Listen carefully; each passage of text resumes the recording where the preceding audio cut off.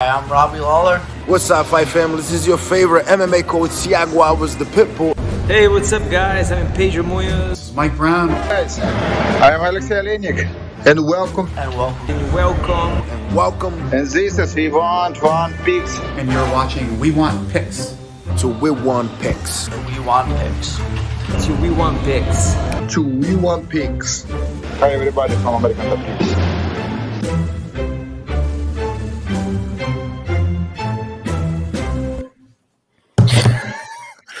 What kind of music was that? Okay, excuse me, Jacob. I'm trying to produce a show here. My name's Angelo, and welcome to We Want Picks. We are going to break down the entire UFC Vegas 44 Font versus Aldo fight card. We're going to talk about our picks, our bets, our DraftKings plays, our monkey knife fight picks, and we're going to give you every little bit of information that we have to set you up for success. Before we do anything, go to wewantpicks.com/bets. We now have 5. That's right, 5 betting partners. We have added MyBookie and Bovada. Jump into any one of the 5, make a deposit, let me know, and I will send you $50 as a thank you. If you've already signed up for one, sign up for another, make a deposit, let me know. I'll send you $50. CASHAPP, PayPal, Venmo, however you want it. It is literally that simple. We are riding the wildest win streak in the history of win streaks. I have not lost a single dollar on bets I think we're on month number 7 now. Let's keep this train rolling. Jacob, I don't know why you're laughing at that incredible intro. We get our friends in the MMA community to do that. You're just laughing at it? What a joke. Okay.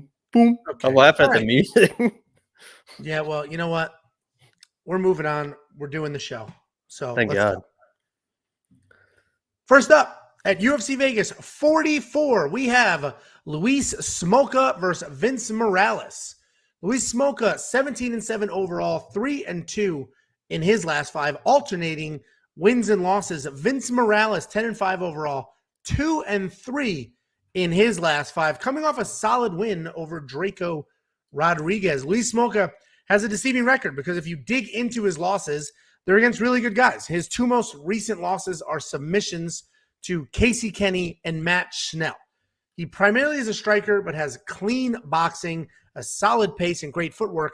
He's honestly similar to Clay Guida, who we're going to break down a little later, in that his feet are always moving. He's got a decent 4-3 striking differential and averages a surprising 2 takedowns per fight. And I say surprising because everybody's got him pegged as a striker. You dig in a little deeper, you watch some of these fights, you look at the stats, and you realize he works in his grappling really, really well. Vince Morales, a decent striker. He has okay boxing, but he makes up for any of his technical gaps with forward pressure and volume. Like Luis, he is always moving, always working something. But unlike Luis, he has legit power in his hands. He does tend to go to it a little too often. This is a really fun fight to start the card, to come back after a week off. Luis Smolka has volume, pressure, and takedowns, but not a ton of power. Vince has legit power and an actual wrestling background. Of the 2 of them, Vince is the actual wrestler. He wrestled in high school. He had some success there. Luis did not, but Luis uses his takedowns in his fight. I mentioned he averages 2 takedowns per fight. Vince Morales averages 0.2 takedowns per fight.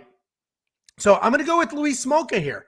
I see him avoiding the big shots, working in wrestling, outpacing to a win. Vince is going to try to lean on the power a little too much. I think he'll start to be a step behind on the strikes because of that.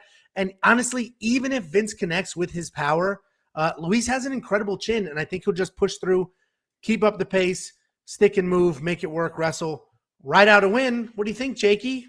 Yeah, my Hawaiians, baby. We finally got another Hawaiian on the card. I love my Hawaiians. They're tough. You mentioned the guy's never been finished. I do want to note, Jill in the live chat asked if Smolka has a drinking problem. One of the reasons that she probably asked that was because Smolka was honest with himself and actually stopped drinking in 2018 because he realized it was affecting his training. And if you look at his record since 2018, he's doing really, really well. And he's moved up to the position from flyweight to bantamweight. I will say there is something interesting with this fight. I was listening to his Luis Smolka interview. So Luis Smolka trains most of the time in a Southern California gym, and one of his good training partners is Ricky Simone, right? turns out Ricky Simone, his cousin, is Vince Morales. So he mentioned Luis Smoka said that this is kind of an uncomfortable position. He's hoping everyone will be professionals about it. He understands that Ricky, can't really divulge information. He's hoping Ricky doesn't divulge any information to Vince. So it's kind of a weird situation, but I agree. I think I like Smoka in this matchup. I think the most important thing for him in this fight is in the grappling exchanges, in the wrestling, he has to end up on top because sometimes he will pull guard. He will get in those situations where he's going to use jiu-jitsu from the bottom. But you mentioned Vince as a wrestler will control those positions. He cannot do that. Luis Smoka was a 5-1 favorite against Brandon Moreno. It was Brandon Moreno's UFC debut, and he actually lost that fight. He's a 5-1 favorite to Brandon Moreno. That's another interesting fact for you. I'm going Luis Smoka in this matchup. I think he needs to use his wrestling, but he has to end up on top. Vince Morales, a wrestler, but only a blue belt in jiu-jitsu. I think that's Luis's easiest path to victory is to grapple, make sure you're in top position, and just work your jiu-jitsu from there. So I like Luis Smoka in this matchup, but not by a ton. Yeah, I'm actually pretty confident in Luis. Like I said, I think his volume and the fact that he does work in wrestling, even though I mentioned Vince is the actual wrestler, Luis works in really well. It's the first bet, and honestly, so I'm riding that wild bet streak. Haven't lost a single dollar in a very, very long time, almost a full year, 7 months, or whatever it is. I put a unit on Luis Smoka money line, and it might be the week off. I actually have a little more bets than I normally do this week, but I just like, Vince obviously has a path to victory, but Luis has the chin. He's got volume. He works in the wrestling. So even if Vince has that heavy power, Luis Smoka's chin holds up, man. So, I like him to win. I think he gets it done. What do you think of DraftKings? I think $8,500 is a fair price. I think it's a high-paced fight. I don't necessarily think there's a stoppage, but $8,500, that's basically smack in the middle. What do you think about either one of these guys' prices? I could see Smoka getting a sub win, so $8,500 is definitely interesting. The only thing I'm worried about, like I said, is Vince's wrestling because Luis doesn't really defend takedowns, right? Because he's comfortable on the ground. So if you start shooting at his legs, sometimes he'll just try and grab your neck, and then all of a sudden you're getting controlled. So I don't love him at $8,500, but I could see chasing some points there. Yeah, I'll have to see. It's a 14 fight card right now. They just added a fight, so it'll end up being 15 when it's all said and done. So, I'll see. I do like him to win. I have a 1 unit money line. I got it at -150, so I didn't get the best odds, but that line is moving. What do you think of the Monkey Knife Fight strike line? A lot of people have been asking what Monkey Knife Fight is because we have a lot of new viewers every week. It's daily fantasy. They put up strike lines. You're just looking at them on the screen. These are live right now. You can go to wewantpicks.com/MKF, click sign up, start to play Monkey Knife Fight. They'll give you a deposit match. Basically, there's strike lines, and you say more or less, and you could triple your money depending on what you play. I think this is a more. I do think they go at it. Both pretty good volume. 84 is a real high line, but I think it's more. What do you think? 100% agree. All right, more. wewantpicks.com/bets. Sign up for one of the 5 betting partners. Make a deposit. Reach out to me. Let me know, and I'll send you $50 as a thank you. It's literally that simple. We're just handing out money.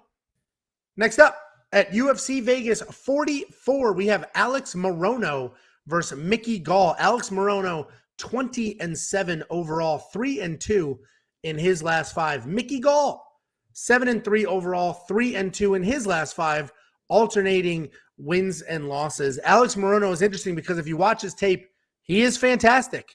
Nice, clean striking, solid grappling. His body always seems to be in the right place. His footwork is solid, and he does everything he's supposed to do. But then you'll watch some other fights, and all of a sudden, he's a step behind. He's a step back. He's making poor decisions. His body is not where he's supposed to be. He's a very hot and cold fighter. He worked over Donald Cerrone recently on short notice. David Zawada a few months ago. That was a nice win. But then we've seen him completely outclassed to lesser opponents than both David Zawada and Donald Cerrone. He's a bit inconsistent. When he's on, he is on. Mickey Gall, pretty good grappler. He's got submissions both off his back and on top if he initiates the takedowns. He feels very raw, and I mentioned this when we did our early preview. If Mickey Gall didn't come into the UFC basically just to fight CM Punk. If he was able to stay on the regional scene a little longer, develop his skills, not get thrown into the fire immediately, I think Mickey Gall would be very, very good. Because what's happened, I feel like, is he was improving, immediately got to the UFC, beat CM Punk, and then he was kind of thrown in there. And he doesn't necessarily have the time to improve because he's too busy preparing for big fight after big fight, where he could benefit from a little bit of downtime and just work his skills because he is athletic. He's got good pressure. When he gets on top, he hammers away. He only has a 28% takedown accuracy. But again, when he gets on top, really solid pressure. His stand-up is not great.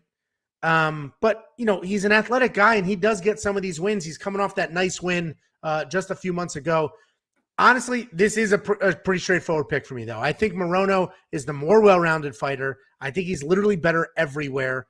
If this was a few months ago, before I just mentioned that Mickey beat Jordan Williams, this would be, I'd be betting the house on Alex Moreno. But Mickey Gall showed some signs of life in that. He showed some improvements. That was a nice win over Jordan Williams. And he really does have a path in this fight. I do see Moreno as the better striker, the better wrestler, the better grappler. The stats tell that exact same story. Mickey Gall literally has a negative striking differential of 2 to 3. He lands 2 strikes and gets hit with 3 in return, where Alex Moreno lands more than 5 and is hit less than 4. Pretty clear pick. I'm going with Moreno here. The line's a little too wide for me. Mickey Gall could potentially pull off an upset, but pretty straightforward pick. What do you think, Jakey? I like Mickey Gall, backup lock of the week, plus 180. I'll probably take some action on that. I think the $9,500 is if you're spending $9,500 on Moreno, that is unreal, because I don't think he even admitted that he hopes that this is a kickboxing match, right? So the value in Moreno would be, I guess, to maybe knock out Mickey Gall. But I think Mickey Gall is going to come in and just shoot. And Alex Moreno says he doesn't really want to grapple. He's like a second-degree black belt, so he can do it. But he says he doesn't really want to do it in fights. So I don't think he's going to be shooting takedowns. And if you look at some of his last fights, he's been taken down, right? He was taken down 3 or 4 times versus Mean, taken down 2 of 2 times versus Guida. So Mickey Gall, while he's not, the best wrestler, he was a high school wrestler.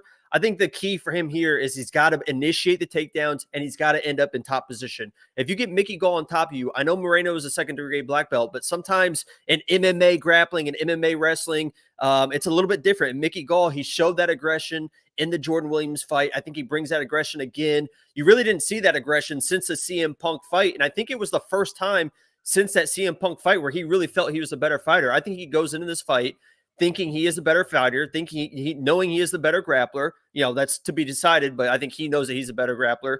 And I think he initiates the takedowns. I think he gets it, and I think he works him from the ground. So I like Mickey Gall in this matchup in the upset. But if this stays standing, if Mickey Gall cannot get those takedowns, he's going to be in a world of hurt, because Alex Moreno, like you said, does have the striking behind him. So I'll take Mickey Gall on the backup lock of the week. He had the big lock of the week last time, and I feel pretty confident about it. Yeah, you did have credit to you. You did have Mickey Gall over Jordan Williams, which he was a good size underdog there. I completely agree. So Alex Moreno is a pretty straightforward pick for me. I'm not spending $9,500 in DraftKings. That's absurd. $9,500 is like, I think the most we've ever seen is 96. So you're saying he's a Mana Nunes level favorite here? There's absolutely no way. That pricing is way too wide. Not going to happen. There may be some value on Mickey Gall at 6,700. I actually think Alex is the better grappler too, because Mickey Gall, if he gets on top, has really good pressure, but 28% takedown accuracy, and he shoots a lot of takedowns. It's not like it's 28%, and he's shooting when he shouldn't, or he's chain wrestling, which will go against your stats. Those are just single takedowns. He's just not hitting them. But what do you think of the monkey knife fight line? 86 strikes for Moreno, 48 for Mickey Gall. It's probably one of those ones where it's just depends on how you think the fight's going to go, right? If you think Alex is going to throw more than or land more than 87, he's probably going to win the fight. So if you think it's going to be a standing fight, you probably play the more and more. If you look at my angle, I'd probably play the less, because I think Mickey Gall just goes for a takedown and tries to get a sub. Yeah, I don't know what I'm going to do with this line. This may be a less more situation, and they both end up with like 80, 75, something like that. I do think it's somewhat competitive. I just think Alex Moreno will be a step ahead the entire time. So I don't know what I'm going to do with that monkey knife fight line. Let us know in the live chat or the comments what you think about that monkey knife fight line. We'll go from there. Go to wewantpicks.com/bets. We have 5 different betting partners now. Jump into any one of them, make a deposit. Let me know. I'll send you $50. Hell, you could do that with all 5, and I'll send you, what's that math, $250? Sign up, let me know, and we'll go from there. Next up, at UFC Vegas 44, we have a Claudio Puelles versus Chris Grutzmacher. Claudio Puelles 10-2 overall, 4-1 in his last 5, riding a 3-fight win streak. Chris Grutzmacher is 15-4 overall, 2-3 in his last 5, coming off of that gritty win over Rafa Garcia. Claudio Puelles is coming off a decision win over Jordan Levitt after a long layoff. He's only 25 years old and has a good amount of experience. He's a grappler who uses kicks to keep the distance, and he's never out of a fight. We saw that with Felipe Silva, where he was on his way to a decision loss before snatching up a knee bar.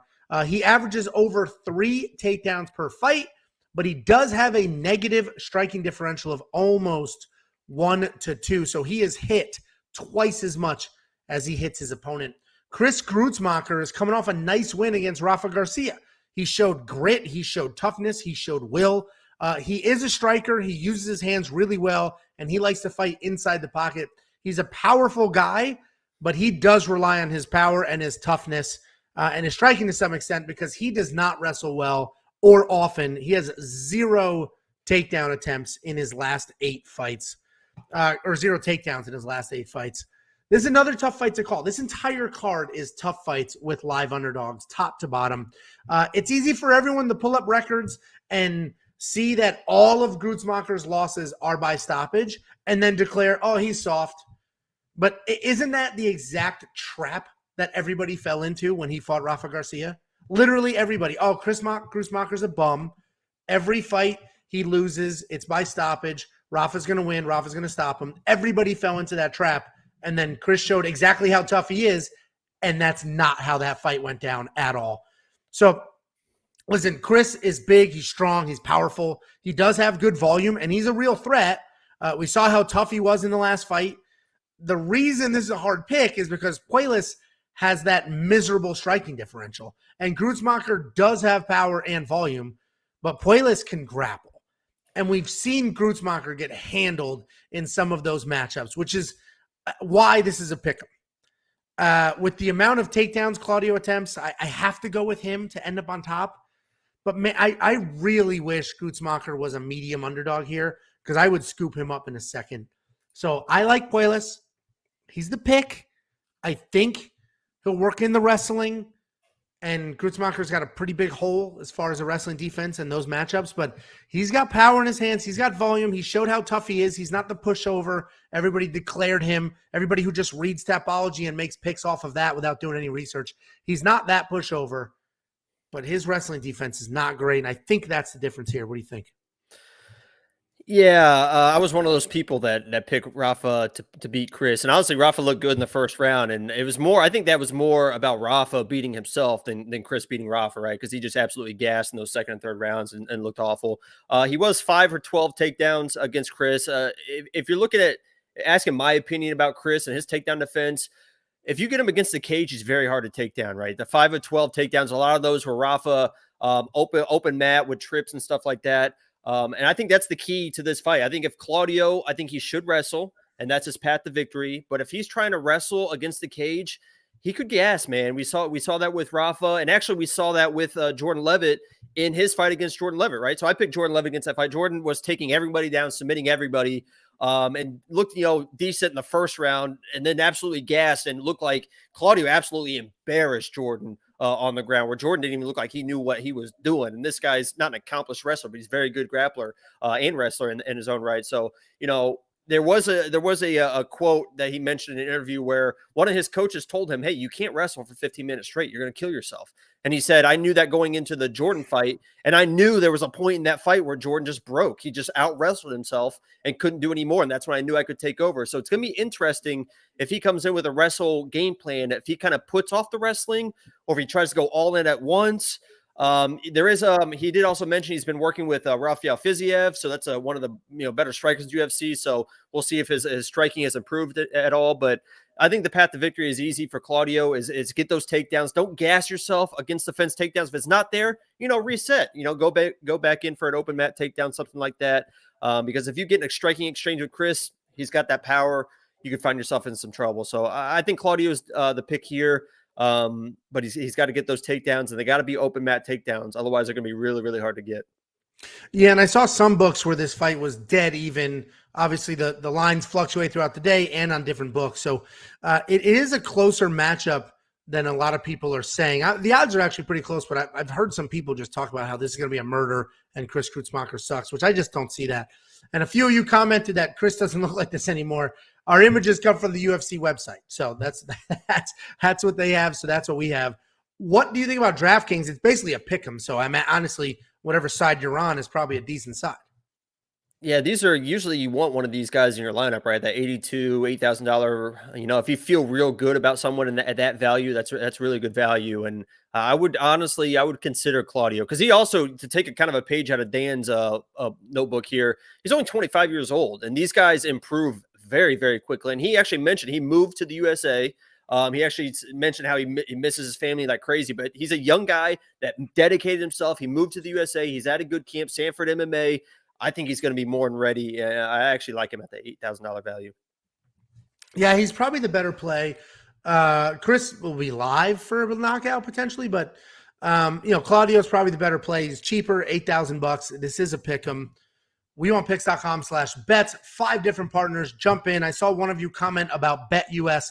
BetUS is one of the 5 partners. I personally like them. I've had no problem withdrawing money. All you need is a crypto wallet, and your money can come and go as you please instantly. And BetUS, they have the best customer service. When you log in and make a deposit, they give you a toll-free number and a dedicated agent. So you can literally call that toll-free number 24/7. If you have an issue with a bet, a question about how to use the site, whatever it is, you will get a human being on that phone after calling an 800 number. Love the customer service. wewantpicks.com/bets. Jump in, sign up, make a deposit with any one of the 5. Let me know after you do, and I will send you $50 as a thank you for supporting us and our partners. What do you think of the Monkey Knife Fight line? Sorry, I forgot to ask about that. I think less more. Probably less more. 122 is just so high. And it's a deceivingly high because a lot of that came from the Rafa Garcia fight. And now we know how tough Rafa Garcia is too. So, less more, I think, is the play. 122 is an insane number. Chris, your line is crazy. Next up, at UFC Vegas 44, we have the fight that is 10 months in the making. We have broken this down. This is the 3rd time breaking this fight down.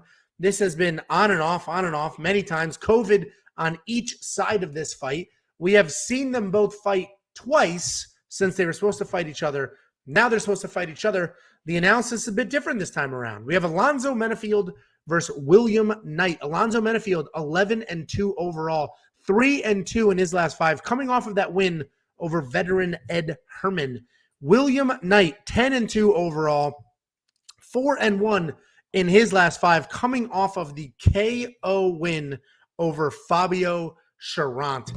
I mentioned this fight has been booked and rebooked several times. We've seen them both fight since the initial booking.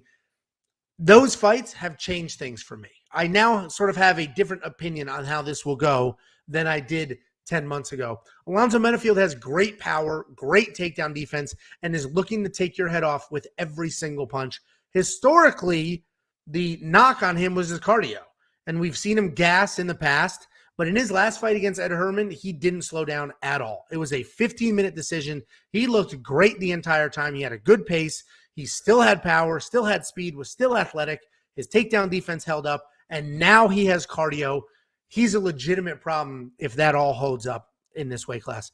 William Knight is honestly a pretty similar story. He has incredible power. He's very explosive, and he throws everything with 100% intent. Unlike Alonzo, William never had cardio issues.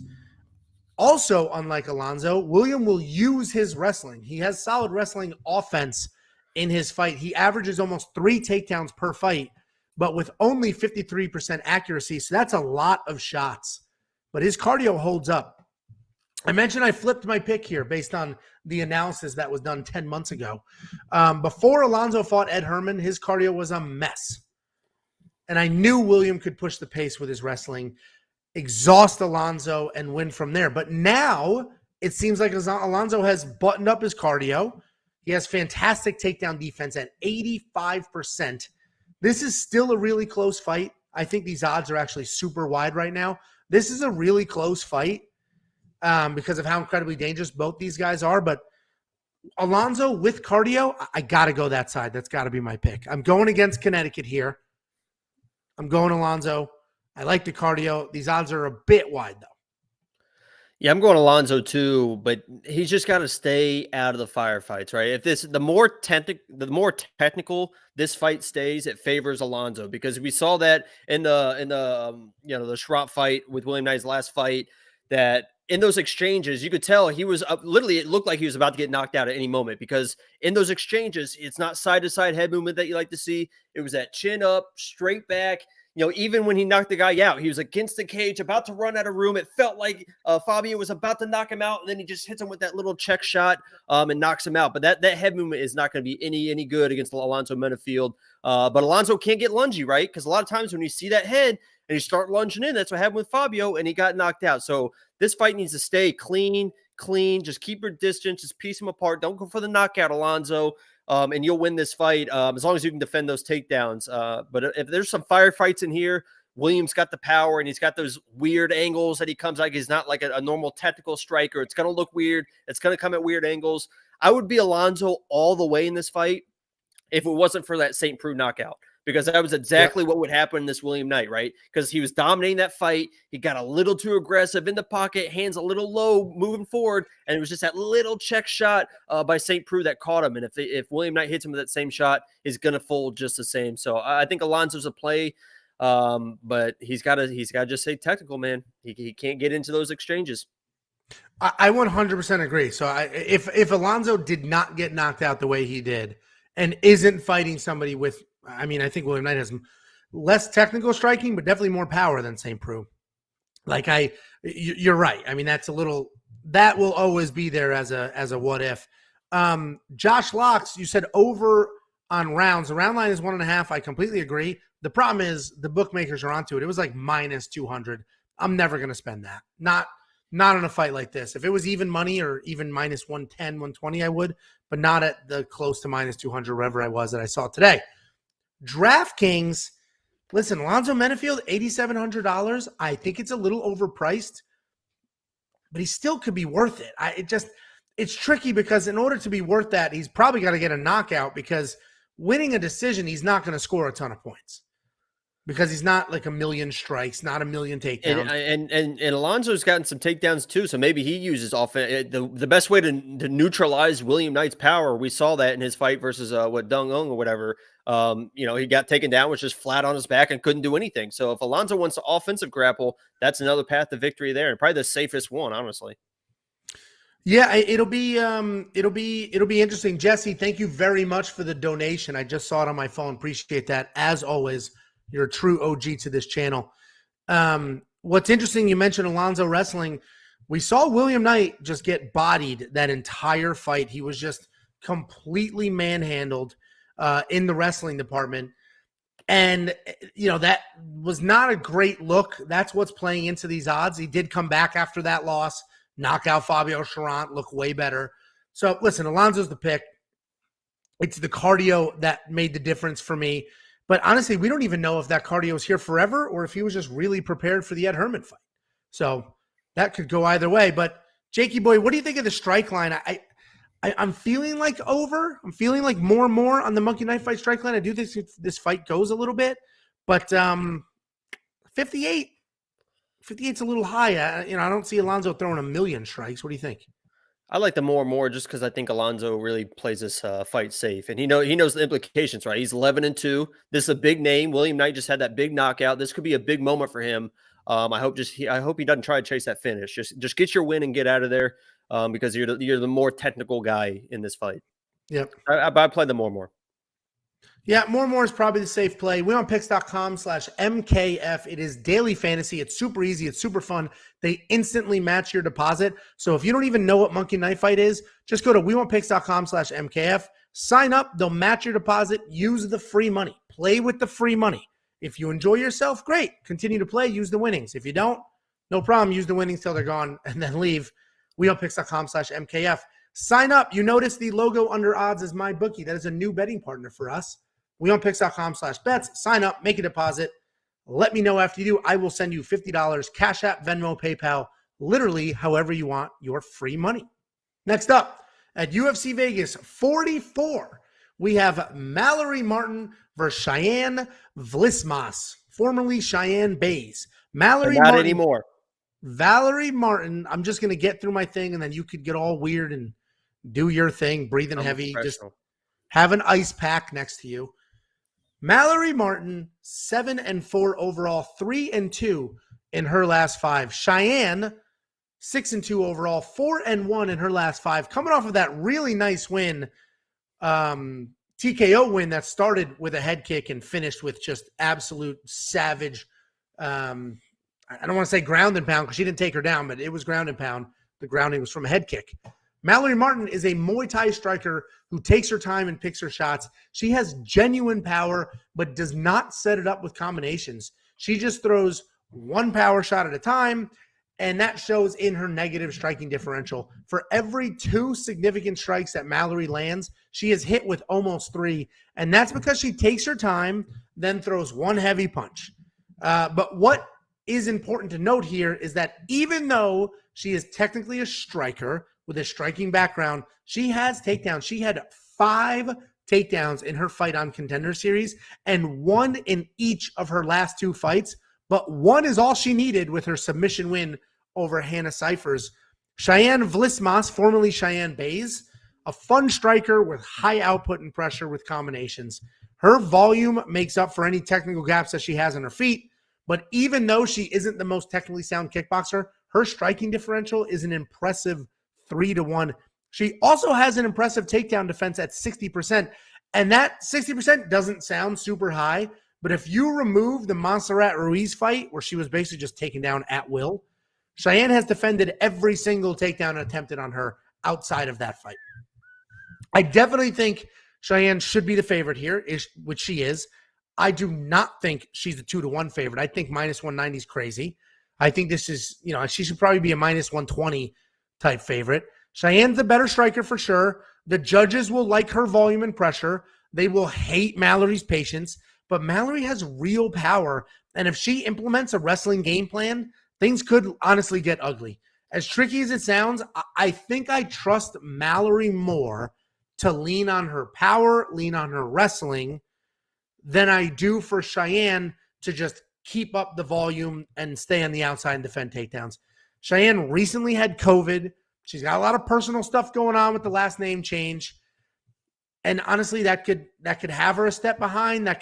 Those could be unnecessary distractions. She was supposed to fight in the last card, had to pull out due to COVID.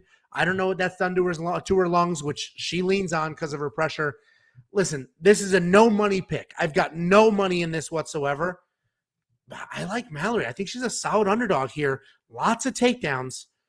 And Cheyenne, she's got good pressure, but we watched her just get taken down 1 million times against Montserrat. So anything could happen. What are your thoughts, Jacob? Anything can happen. Great analysis. What a clown show this has become. Mallory Martin over Cheyenne. Future lines. Cheyenne, my Instagram is JT_lines. Hit me up. I'll get you in the right spot. I like Cheyenne in this matchup, but I do agree, all bullshit basically aside, I do agree that minus 190 I think is crazy for Cheyenne because that Montserrat fight, because she just laid on her back and she had no idea what to do and yet kept putting herself in that same position round after round. It was the same position, a throw, and then you can't move. To her credit, she is very upfront and honest. She said she was completely embarrassed by that loss. She said she was getting trashed online, known as the headlock girl, and she did not want to go out that way. So the last fight, she absolutely dominated. She got that head kick that was almost illegal, but it was absolutely legal, and then got the full mount with the ground and pound. I like Cheyenne in this match. She mentioned you mentioned the breakup. It will be interesting to see where her mind is at. But I will say, there was, what's the quote? There's like no fury like a woman scorn or something. It seemed like she's the one. It didn't seem like she's the one being left, right? Because that actually is a difference, right? It seemed like she's the one initiating all this, the breakup. I feel like she's going to come in with even more aggression than she normally was. And she's got that mean streak, man. Some of these girls are fighters and some of these girls are absolute fighters. I think she's the one that got expelled from school, suspended for fighting. She's been a fighter her whole life. She's got the mean streak. She mentioned going to, she moved from Dallas to Vegas because she wanted to be all in. This is actually when she moved with JP, but she wanted to be all in her training. She mentioned she was broke, but she didn't care because she just loves fighting so much. I love her attitude in going into this fight. I do have a 3.5 bet. You can explain the 3.5 bet. I put a 3.5 bet on Mallory Martin. I think I got it for like -120 because I think that Cheyenne should avoid the grappling in this matchup. But I think that she's going to come in and not really be scared because she trusts herself and she wants to prove that she can grapple and can wrestle. And I think that could be a mistake. I think it could cost her a round. I still think she wins the fight, but I like the 3.5 for Mallory. Maybe early takedown, control the round, and then Cheyenne realizes, you know what, let me stay away from that, continue the striking, and win the fight. So I don't love the 9,000 for her for DraftKings. I don't really love the -190 for her, but I think she's going to win the fight. But I do have a bet on Mallory at the +3.5 that you can explain. Yeah, so I agree. 9,000 for Cheyenne's crazy. The +3.5 bet, so you regulars know what it is, but everybody else, essentially you buy a single round on the judge's scorecard. You literally buy 3.5 points on the judge's scorecard. And the way that works out is it is a single round. So all Mallory Martin needs to do for Jacob to win money is win one round. She can lose 2 rounds, no problem. If she wins 1 round on the judge's scorecard, Jacob hits his bet. I just did this with Michael Chiesa. I said he's going to lose the first 2 rounds. He'll win the third because he's got great cardio. That's exactly what happened. Michael Chiesa lost the fight. I won my bet. So you're only going to find that bet at wewantpicks.com/bets and jump into Bet Online. That's the only place you're going to find that bet. We have 5 different betting partners. Every single one of them offers something different and something unique. Bet Online has the best prop bets. BetUS has the best customer service. MyBookie has a really diverse ability to do parlays. Bovada lets you cash out. So you could bet on Cheyenne Vlis and Bovada, be in the second round of that fight and be like, this isn't going well. And you can cash out of your bet at, they'll value it, whatever it is at the time, but you can cash out and recoup some of your money. Or if you're up really big on a parlay, but you're worried about the last leg, you can cash out there, still be up money, not the total amount, but they'll meet you somewhere in between. wewantpicks.com/bets. Jump into any one of those 5, and I will pay you $50. If you do all 5, hell, I'll give you $250. It's that simple. So I do like that 3.5 bet. I didn't do it. I do like it. I did see a comment here saying, hell, if you think she's going to win, that seems like a no-brainer for you. Yeah, but man, I think she's going to win, but I'm very conservative where I spend my money, which is why I'm up money every single week. Sean V said, I'll go with whoever Angelo picks when it comes to women fights. Listen, I appreciate that. I don't even know how it happened, but I'm on some weird win streak with picking women fights. I don't know how. I'm like some idiot savant with women fights specifically. Well, it just ended. But Mallory Martin is one of the more aggressive picks, and all streaks come to an end. Hopefully not this week, but we'll see what happens. Yeah, my quote for this fight was, I think for Mallory to win, it's like the dirtier the better, right? The dirtier this fight gets, I think it favors Mallory Martin. Even though, Cheyenne's got that main streak, I think Mallory can control those positions a little bit better. Yeah, and Cheyenne's volume and her striking, she's dangerous, but I don't know if we've seen enough to really be all in. We definitely have not seen enough for 9,000. I love alpha women. What do you think of the Monkey Knife Fight strike line? I think we got to go more and more. I think this is an easy more and more. I think it goes to a decision, even if Mallory works in her wrestling. Cheyenne's got good enough volume that she can get some strikes off, make something happen. Although in that Monster Rat fight, maybe she landed 2 punches that whole fight. So hopefully it's a little more of that, but we'll see what happens. Next up, at UFC Vegas 44, we have Manell Copp versus Zalgas Zuma Gulov. Manell Copp, 16-6 overall, 3-2 in his last 5. Zalgas Zuma Gulov, 14-5, 3-2 in his last 5. Zalgas Zuma Gulov is very tough. He has solid power, very good wrestling. His goal is always to throw that big power, get you to react, and then work a takedown. The stats are very deceiving because while he averages almost 2 takedowns per fight, he has a 20% takedown accuracy. I have mentioned that before. I even mentioned it earlier today. That is an indication of chain wrestling and relentless pressure. It was the exact same story with Ronnie Yaya 2 weeks ago, and I picked him. You shoot a takedown, you don't get it. You move to the second transition, you don't get it. You move to the third, you get your takedown there. You did 3, you got 1. That's a 33% takedown. But the reality is that was one entry, a bunch of different motions and movements until you got that takedown. So low takedown accuracy, but high takedown average per fight. Those are chain wrestlers. And I'll take that over a 0.5 takedowns per fight, 70% accuracy. I'll take the chain wrestlers any day of the week. Manell Copp, fast, explosive striker who has absolutely no issues chasing knockouts, and he will do so with spinning attacks, flying knees, and everything in between. He's a southpaw with good pressure. He bounces in and out of range really well. He is a decent wrestler when he needs to be, and he closes distance really well when he wants to. He's very fun to watch, but at times he's having too much fun, and he makes like weird IQ mistakes because he's just enjoying the moment, not paying attention to the scorecards or what's going on. It's easy to say that this is a striker versus grappler matchup, but Manell does have his own wrestling offense, and Zalgas actually has the better striking statistics. Manell has a surprising negative striking differential at almost 5-4, so he is hit 5 times for every 4 that he lands, where Zalgas is just a little better than a 1-to-1 striking differential. I like Zalgas here. I like the odds are worrisome.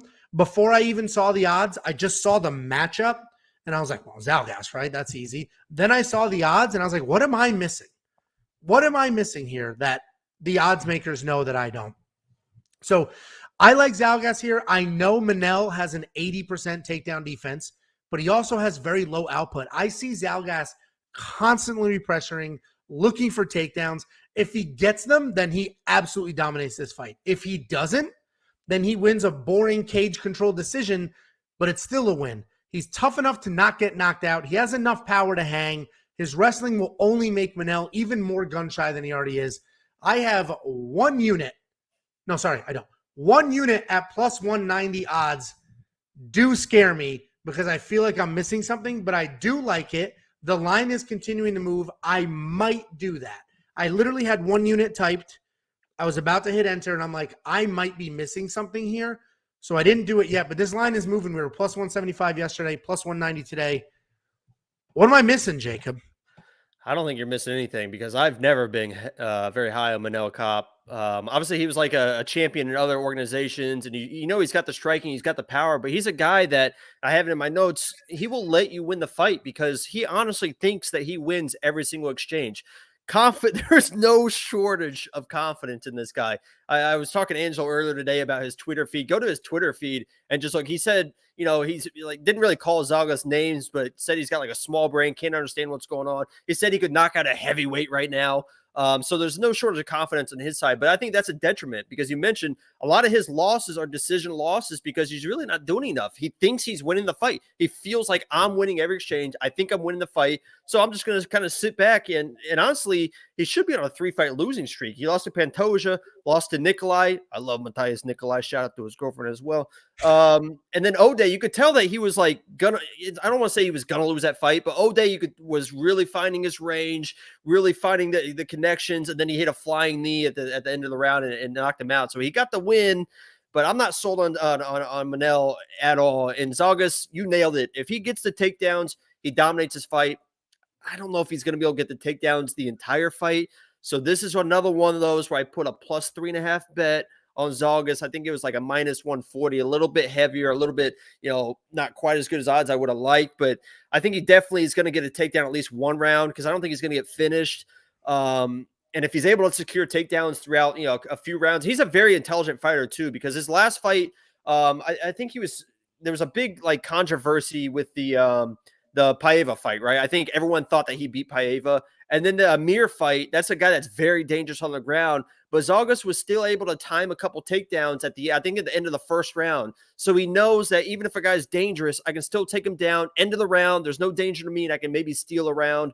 So he's very intelligent when he fights. I think he does the same thing to Copp. Maybe just kind of toys with him with the striking, gets a leg takedown, and finds a way to win the fight. So I'm with you all the way. I like Zalgas in this fight. I have the 3.5 bet on him. If Copp finds a way to pull out another win, then maybe I'll jump on his bandwagon. But I'm just not a huge fan of the way he fights. What were the odds at that plus 3.5? I'm pulling it up right now. I might just do that because I'm like very confident in him to win. And the money line, these are the I actually got it for minus 110. Yeah, maybe I'll grab that because these are the money lines that you want, right? Like I can almost double my money. The odds makers are this wrong. But a part of me is nervous. Like, what am I missing? I have to be missing something to be this confident in somebody who's a Manell is dangerous. I think he's a black belt as well at jiu-jitsu. So if it goes to the ground, maybe there's a weird scramble and something happens. But I just don't see a 2-1 favorite means you're pretty much better everywhere. You don't really have a hole where someone can, and you mentioned Zalgas too is a decent striker. I think Cobb's got power at least. Yeah, he's definitely the better striker, but we'll see what happens. Yeah, I mean, I'll lean on the community for this one. Let me know. I'm curious what the general sentiment is here. If you guys are with us that this is crazy and Zalgas is going to win this fight, or if we're missing something big, or this whole thing is just a sloppy mess because Manell is coming off of that nice flying knee knockout against Ode. And Manell thinks he's this killer. He's calling he's said second round knockout. So he called a second round knockout. So we'll see what happens. Yeah, I'll figure out a bet here. Maybe I just go money line. I do a half a unit because I'm a scared little crybaby boy. But it's funny. The longer my win streak goes, the longer my win streak goes, I'll go from like slow and steady wins the race to like more conservative to I can't lose. So I don't know how I feel, but I definitely think Zalgas wins this fight. I'll figure out where to put some money. 0% chance Manell Copp ends up in my lineup at $9,400. No way. $6,800 though. I will have Zalgas in there, and that frees up a lot of room for a lot of people. Monkey knife fight, interesting line, because if Zalgas is getting takedowns, there's no 73. Manell kind of a low volume guy. So what do you think of this? I still think it's more. I think that Zalgas is going to have the reason why I didn't play, because I like Zalgas to win this fight, but the reason I didn't play that 175 because I love playing those underdog bets, and the reason I wouldn't make him the lock of the week, which he's a good candidate for. He's a fantastic candidate. Right. But I just don't know if he's going to be able to get those takedowns. I think Copp's grappling and his wrestling is underrated. Yeah. I'll figure something out. So much of me wants to put money on him. I guess I should. It'd be stupid not to. All right. Well, tune into our betting guide breakdown on Friday, where I'll have all of my final bets. Jacob will have his, and Dan will have his. Dan will be joining us in a few minutes. Jacob, text him that we're 2 fights away from the main card. wewantpicks.com/bets. Jump in any one of the 5 partners that we have. Make a deposit. Let me know, and I will send you $50. CASHAPP, Venmo, PayPal, however you want it. You can join all of them, deposit all of them. I'll pay you for all of them. Sportsbooks are not loyal to us, and we do not need to be loyal to them. Go through all of them. Find the best odds, especially a fight like this. You might be able to get crazy odds. Find the best odds, play those, pick and choose. You don't need to stick with one sports book to have success. Next up at UFC Vegas 44, we have a last-minute scramble. Bryan Barberena was supposed to fight Matt the Immortal Brown. Matt's out. I think it was COVID. Matt's out. Jacob said he saw something on Twitter that Bryan Barberena was just heading to Las Vegas no matter what, waiting for an opponent. Looks like he got his opponent. So we have Bryan Barberena versus Darian Weeks. Bryan Barberena, 15-8 overall, only 2-3 in his last 5. Darian Weeks, 5-0 overall, 5-0 in his last 5. It's an interesting matchup because Darian Weeks only has 5 fights in his entire professional career. Bryan Barberena, he's a fun brawler. He likes to come forward. He's got a pretty good gas tank. He's busy. He's not very technical, though, but he is technical enough and has enough gas and enough pressure that really puts on a show and can make up for any holes that he has in his game. He has decent wrestling and grappling, but he almost never uses it. A few years ago, he had a great chin, but he's really starting to fade. And he's been in a few too many wars. He's starting to show it. He's starting to wear. And this is a guy that absolutely loved to brawl and could brawl. And now I just feel like he's just starting to come apart just a little bit. He has a negative striking differential of 5-4. So that means, 4-5, which means he hits you 4 times and you hit him back 5 times. And he relies on that. His entire game plan is basically to get hit, come forward, and then hit you. And it's just a dirty, dirty brawl. It's fun to watch. He has a ton of fight of the night bonuses, and that's because he's willing to mix it up. My concern with him in this fight, though, is if he does get taken down, which he does get pretty often, he can stand back up, but I don't know if he'll be able to stand up here. Darian Weeks, he's making his UFC debut. He only has 5 professional fights, but if you watch tape on him, he looks ready for the most part. He does have a ton of amateur experience in MMA. He also has a wrestling background, which helped him develop his composure. Darian is a wrestler. He's very comfortable striking. And for only 5 fights, his composure is incredible. He's got very real power in his hands. He has explosive takedowns and legit submissions. He's an actual threat everywhere. One of the most impressive things I saw, so there's a ton of tape on him. First of all, he only has 5 fights. All 5 fights are on the internet. It's very easy to watch him fight and break him down. I watched all of that tape, but one of the most impressive things I saw in all of those fights is in his fight against Craig Fairley. It was so easy for him to defend a takedown. So Darian threw a kick. Craig caught it. He lifted it clean in the air. He turned. He pressured. He cut the corner. He tried to run the pipe. He changed directions. And at no point was Darian worried, off balance. He wasn't concerned. It was, honestly, that composure was really, really impressive. You would have thought he'd been there 100 times and it just didn't matter to him. When you first see their records and you first see this matchup on paper, my instincts and probably yours were immediately to jump on Bryan Barberena for the experience. 15-8 versus 5-0 UFC debut. I mentioned Weeks has a wrestling background, but he has power in his hands and he does prefer to strike. My concern is that while he has power and he has been successful, we've seen him really wobble people and put a beating on some people. It's all looping shots. Everything's coming from here. Nothing is straight up the middle. It's all looping, whether it's overhands, whether it's hooks. Even his jab is like a looping jab. He's turning it around and over. And when you're fighting a guy like Bryan Barberena, you need to be there first. You need to be there first. And any little motion you add, any little loop, anything that's not straight up the middle takes an extra half a second to get there. And that's going to be a problem in this fight.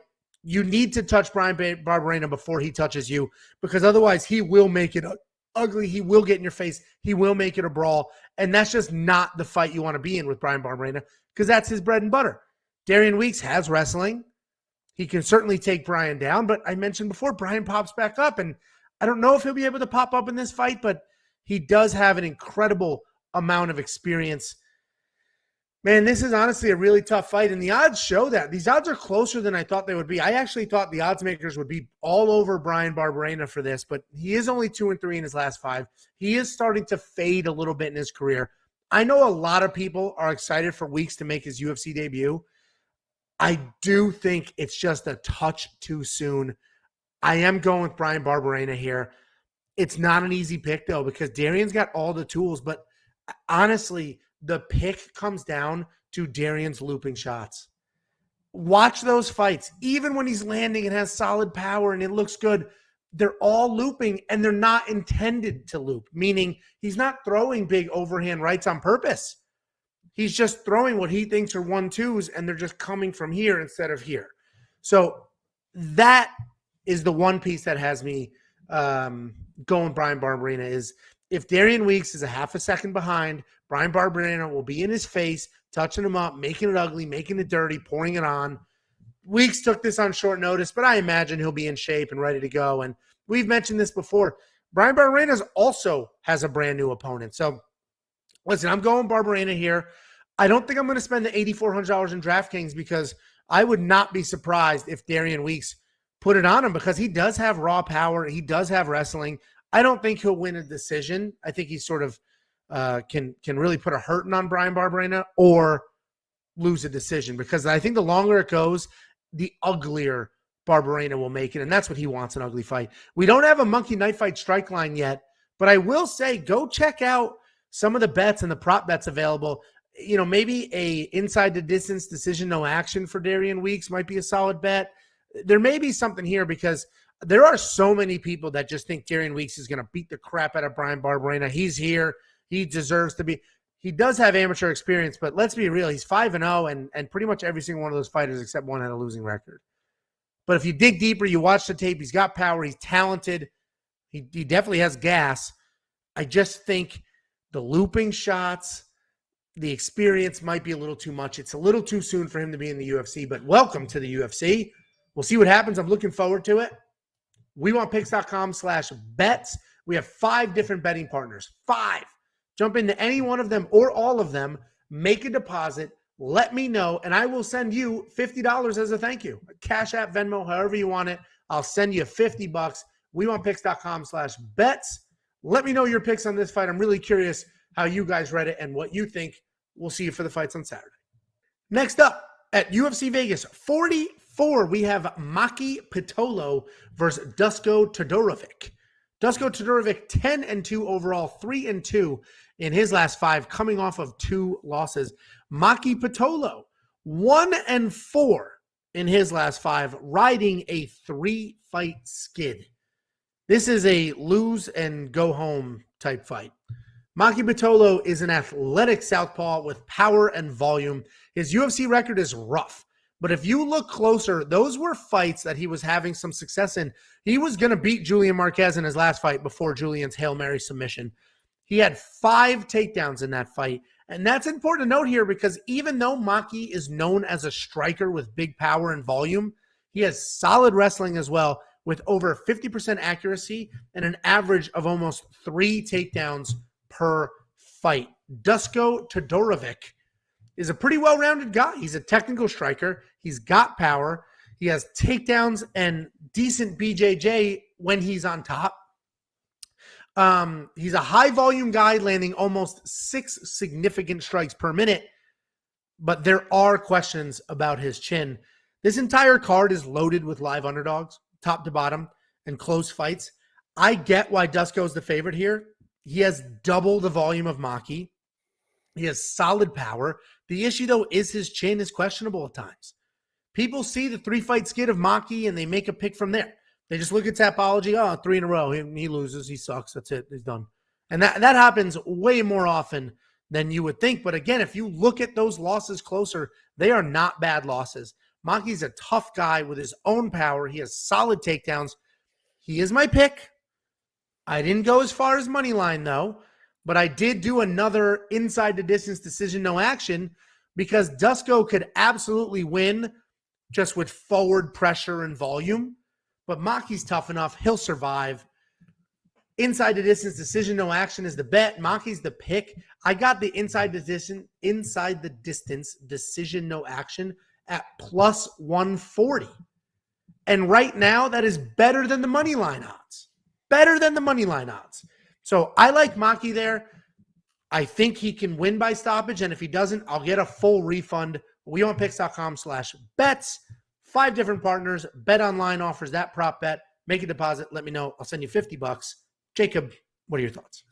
Yeah, Dusko is a guy that is a very, very confident striker. He is hands low, karate stance, and relies on his head movement exclusively. There is no high guard. There is no defending with the hands. It's all head movement, and he got in real trouble with that in that fight versus who was that? Soriano. He got clipped, and then he got clipped, and then he got clipped because he's tough as hell, but he just got clipped, and then clipped, and then clipped, and eventually it caught up to me, and he got finished in that fight. But I actually thought I was going to get way ahead of the odds makers here, and I had a bet I wanted to place on this that I thought I was going to be like the smart guy in the room. I was going to tell you guys about it because I think that Dusko wins in this fashion, but apparently they're on to it because Dusko by submission is plus 285. I thought I was going to get plus 600, plus 700, plus 800. A lot of people don't know that he is a black belt and he's a very accomplished grappler. And with Maki, I think his game plan is going to come in and wrestle.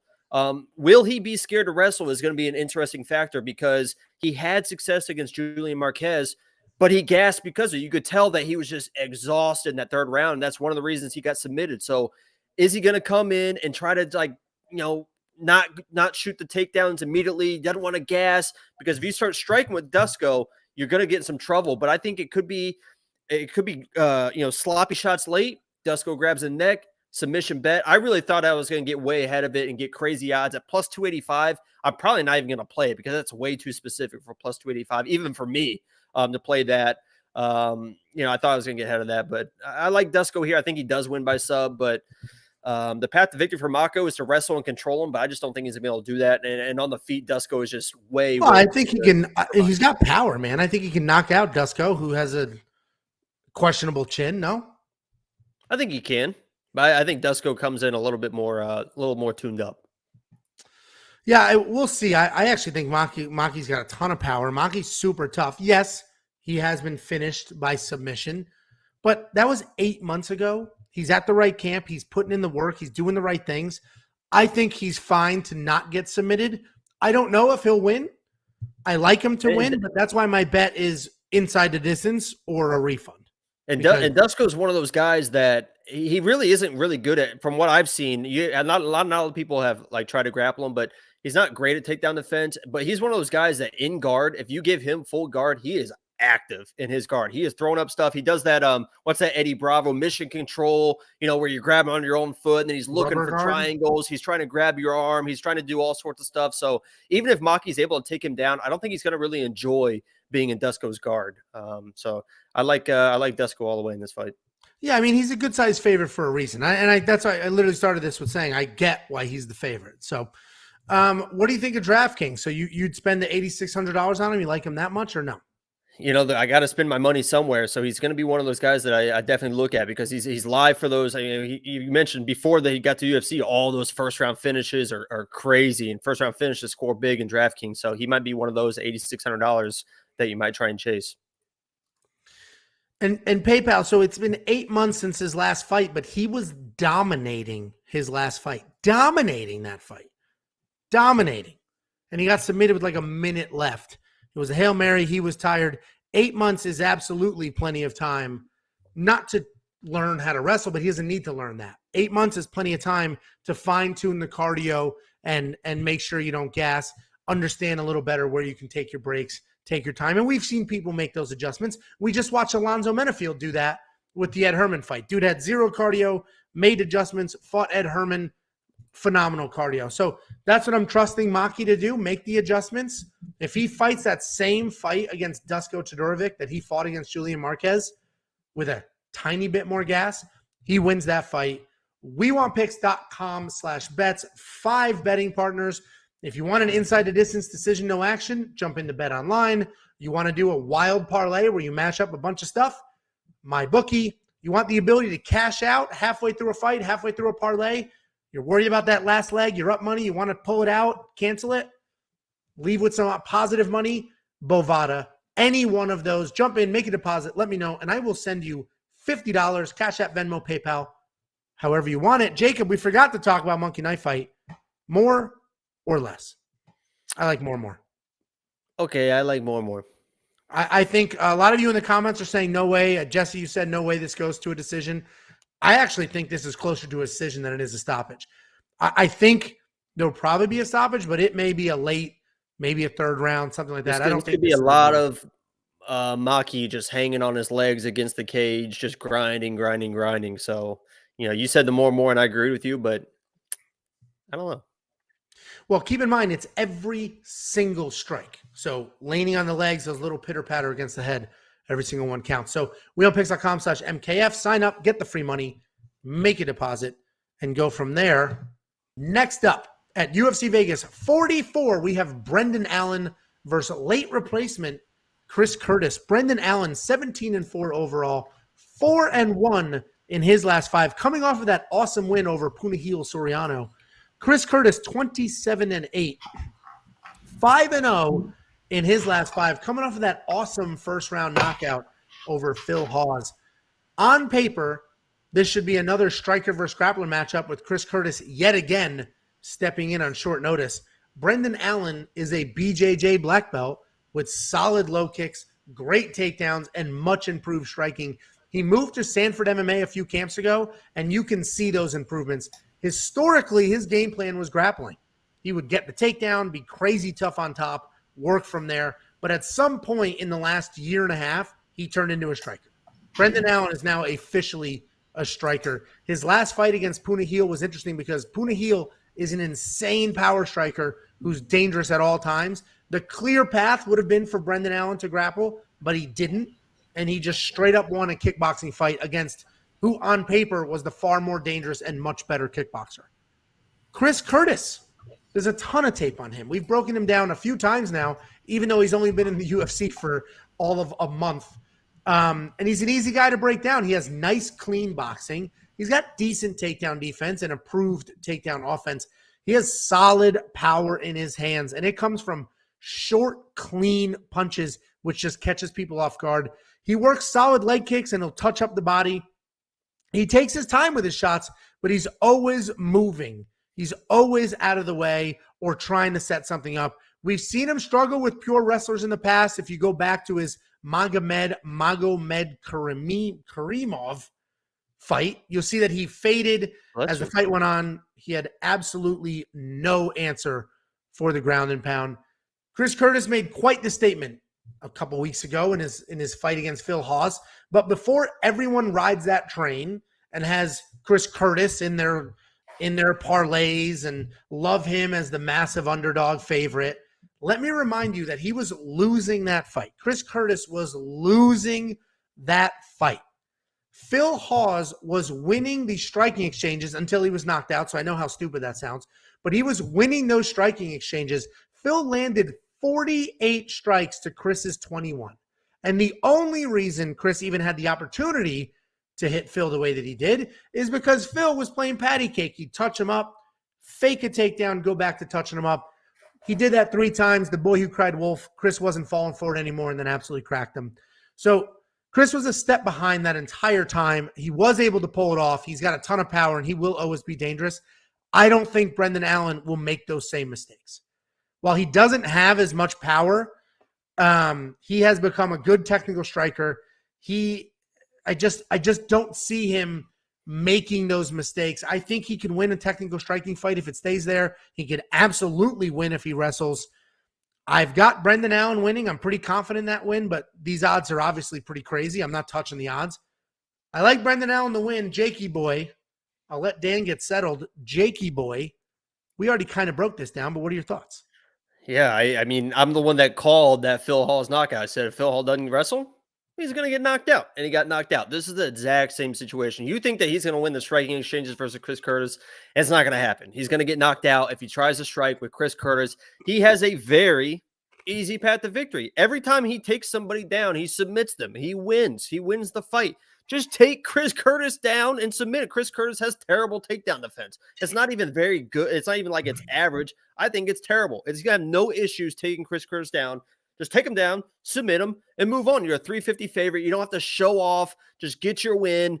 Because if you start striking, you're going to get knocked out. It's going to be the exact same situation. Chris Curtis is a Golden Gloves champ. He's got real power in his hands. And you mentioned he was losing versus Phil Hawes. He's got that high guard, that boxing stance. He'll absorb shots. He's waiting. He's finding his timing. And the second he finds his timing, you're seeing stars. So I think Brendan Allen is definitely the play. He's a safe play. He should win. But if he starts striking Chris Curtis, the exact same thing's going to happen, man. These people don't learn. These grapplers that think they're strikers, just do what you got to do, man. Phil Hawes made the mistake. Brendan Allen, just grapple him. Just grapple him. Yeah, listen, I completely agree with all of that. And Chris Curtis has proven that he's live. But Brendan Allen is a much better striker than Phil Hawes. He doesn't have the same power Phil Hawes does, but he's got volume. He's got good footwork. And we literally just watched Brendan Allen beat a big power puncher. Granted, Puna Heel is different than Chris Curtis, but we just watched him win that fight. Danny boy. And Chris Curtis too kind of baits people into striking with them with that high guard, right? It's kind of like the Peter Yan or a Piotr Yan. He has that high, tight guard, and it feels like you can just keep punching them, but really those punches aren't really getting through. I mean, Phil Hawes got through the guard a few times, but people will just keep striking. All of a sudden, you just boom, and your lights out. Danny boy, what are your thoughts? Jacob, I think you nailed it, man. You covered a lot of what I was going to say. And Angelo, you were talking about Chris Curtis losing that first round against Hawes. I was watching it too. He was losing for sure, but the difference was he was composed. He's got the composure of a boxer. He had his hands up, and he was always looking for that shot. So Brendan Allen, like you guys have said, he's fallen in love with his striking lately. I don't think this is the fight to do that. It's not, we're not trying to prove points here. We're trying to win fights and make money.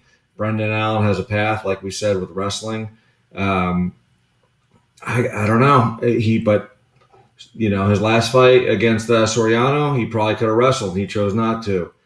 But I think there's a different level of skill, timing, and just overall athleticism from a true boxer than there is against a guy like Soriano, who's a power puncher, a good striker. But Chris Curtis is a legit boxer who's going to find those openings. And all it takes is one mistake. We saw it with Hawes. So I think Brendan Allen is the pick if he wrestles.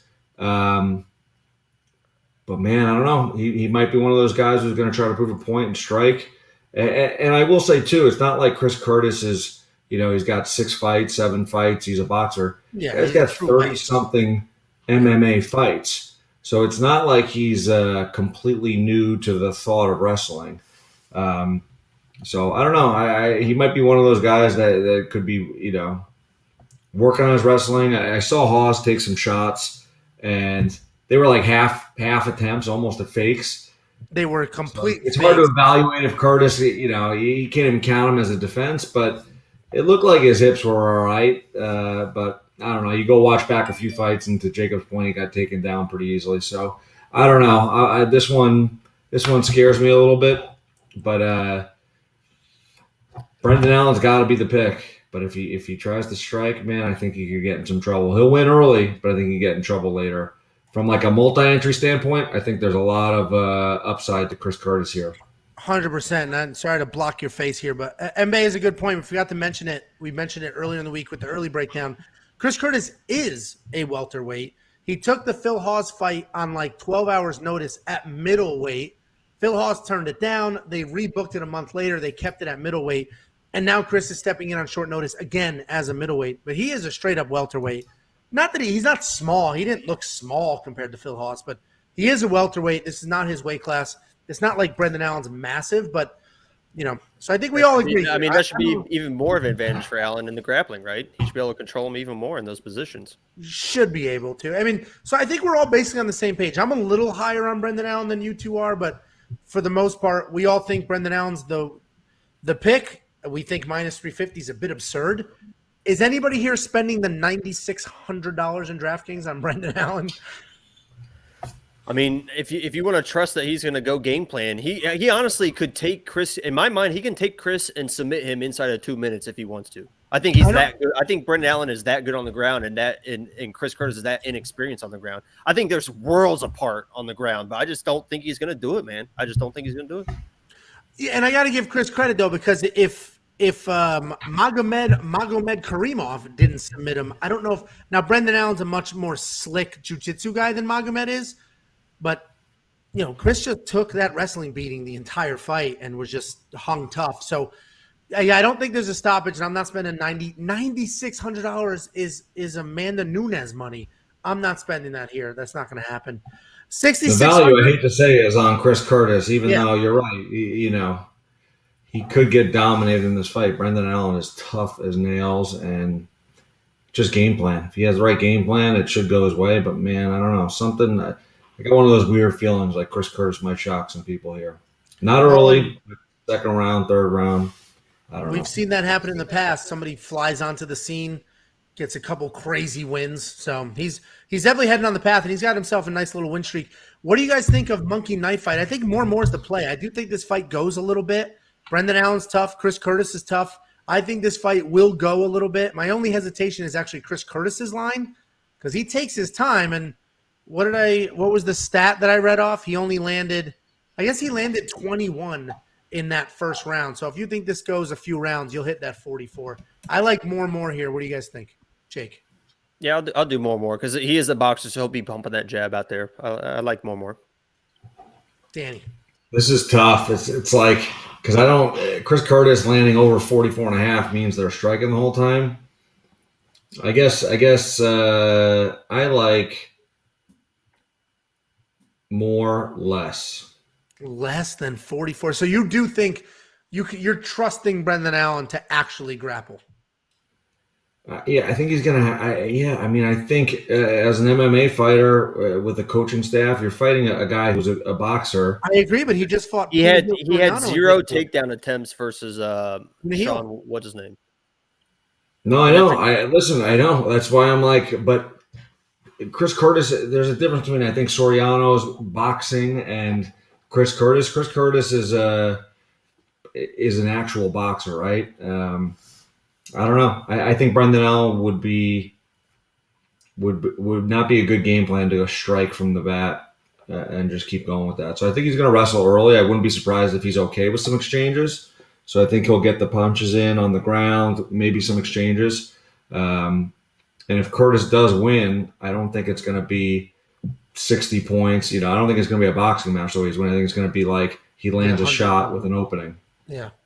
And before we move on, Jill had a good point. At least she said she would rather spend $9,600 on Allen than $9,500 on Moreno or Copp at $9,400.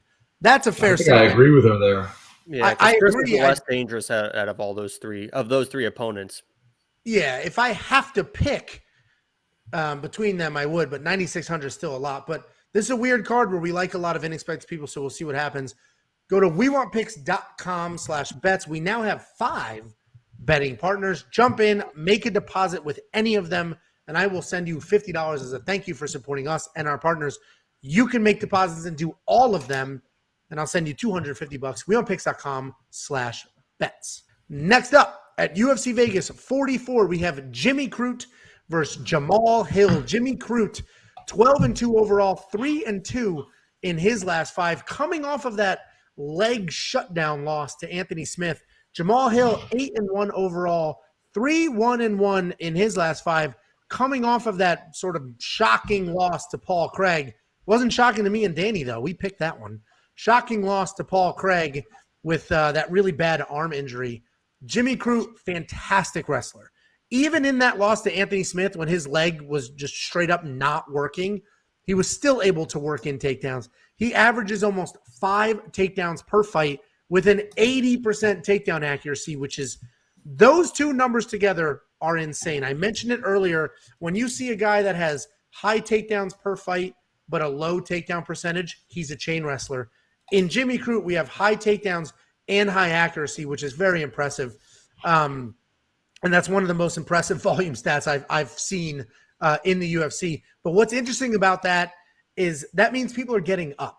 If you have 5 takedowns in a 3-round fight, that means somebody got up 4 times. So he's not a pure grappler, though. He has 1-punch knockout power and a pretty good 2-1 striking differential. So Jimmy Croot, very well-rounded guy, primarily a grappler, still has power, can still strike and hang. Jamal Hill is a tall, rangy striker. He comes forward.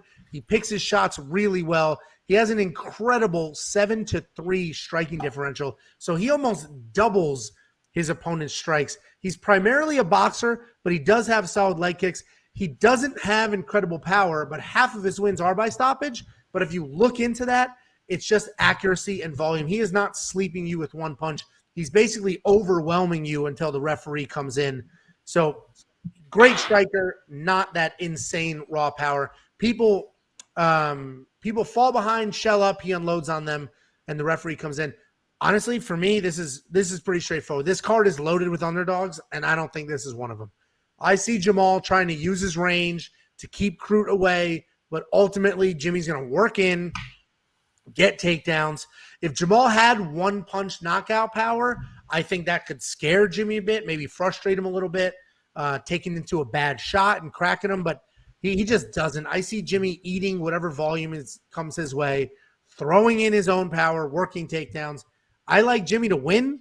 I see a good amount of takedowns here, so I actually like the $9,200. Danny boy, what are your thoughts here? So if Jimmy Croot and Brendan Allen can be in the same locker room and just like make a pact that they're going to wrestle this fight, we're good. They're both going to win. Jimmy Croot's path is wrestling. Jamal Hill, I bet against him a couple times. I got burnt against OSP. Watching that fight was just the most frustrating thing in the world. But the weird thing about Jimmy Croot is, every one of his last 5 fights have ended in the first round, right? He either wins or loses in the first round. And I think you said he's got 5 takedowns per fight average, or whatever. But if you look at it, he's got 8. It's 8 against Ola Jacek a couple fights ago. Then he's got none against Bukauskas because he got a knockout. And then his last fight against Smith, he tried striking a little bit, and that's when his leg got jacked up. And he still got 3 takedowns, but it was kind of too little, too late. He was already hurt. But again, like you said, the path here is takedowns. Jamal Hill, good striker, not a lot of he's a crisp striker, but he doesn't have a lot of power. And when Craig took him down, it was like they were drilling almost. He snatched his arm, and Jamal Hill didn't know what to do. Like, he got omoplated, swept, armbarred, got basically knocked out from an armbar position. So I think there's just going to be a big disadvantage for Jamal Hill on the ground. If Jimmy Croot wrestles, he should get him to the ground easy and get a submission. So I think he's worth the 9,200. I think he's going to get a sub if he fights smart. Just don't do what you did against Anthony Smith and go out there trying to strike. We know you're good, you're tough, but easy path, wrestling, and jiu-jitsu. Dan and I on the same page. What about you, Jakey boy? I 100% agree with what Dan was saying. This feels exactly, we just talked about the last fight. This feels like the Phil Hawes Chris Curtis fight, right? It was an easy path to victory. But I'm glad you mentioned that last fight, that Anthony Smith fight. He was just getting eaten alive by Anthony Smith's jab. Just a jab. Just absolutely just beaten. Every single jab was hitting him straight in the face. No head movement. If he comes in, even in the first minute, and tries to do that against Jamal Hill is a really, really good boxer. I think he even called himself, the best boxer in the UFC. A lot of people are saying that. But he is actually a very, very slick boxer. And the thing that interests me the most about this fight is against Paul Craig. I think Paul Craig was a short notice fight, so that kind of plays a factor. But Paul Craig, it was a grappler versus striker. Jamal Hill in that fight was a 200 favorite in that fight. So people really didn't even care about the Paul Craig's ability. Obviously, he didn't even get taken down. Paul Craig actually pulled guard, and Jamal Hill, for whatever reason, jumps into his guard. And he got in the arm bar once, but then, like Dan said, didn't really know what was going on down there.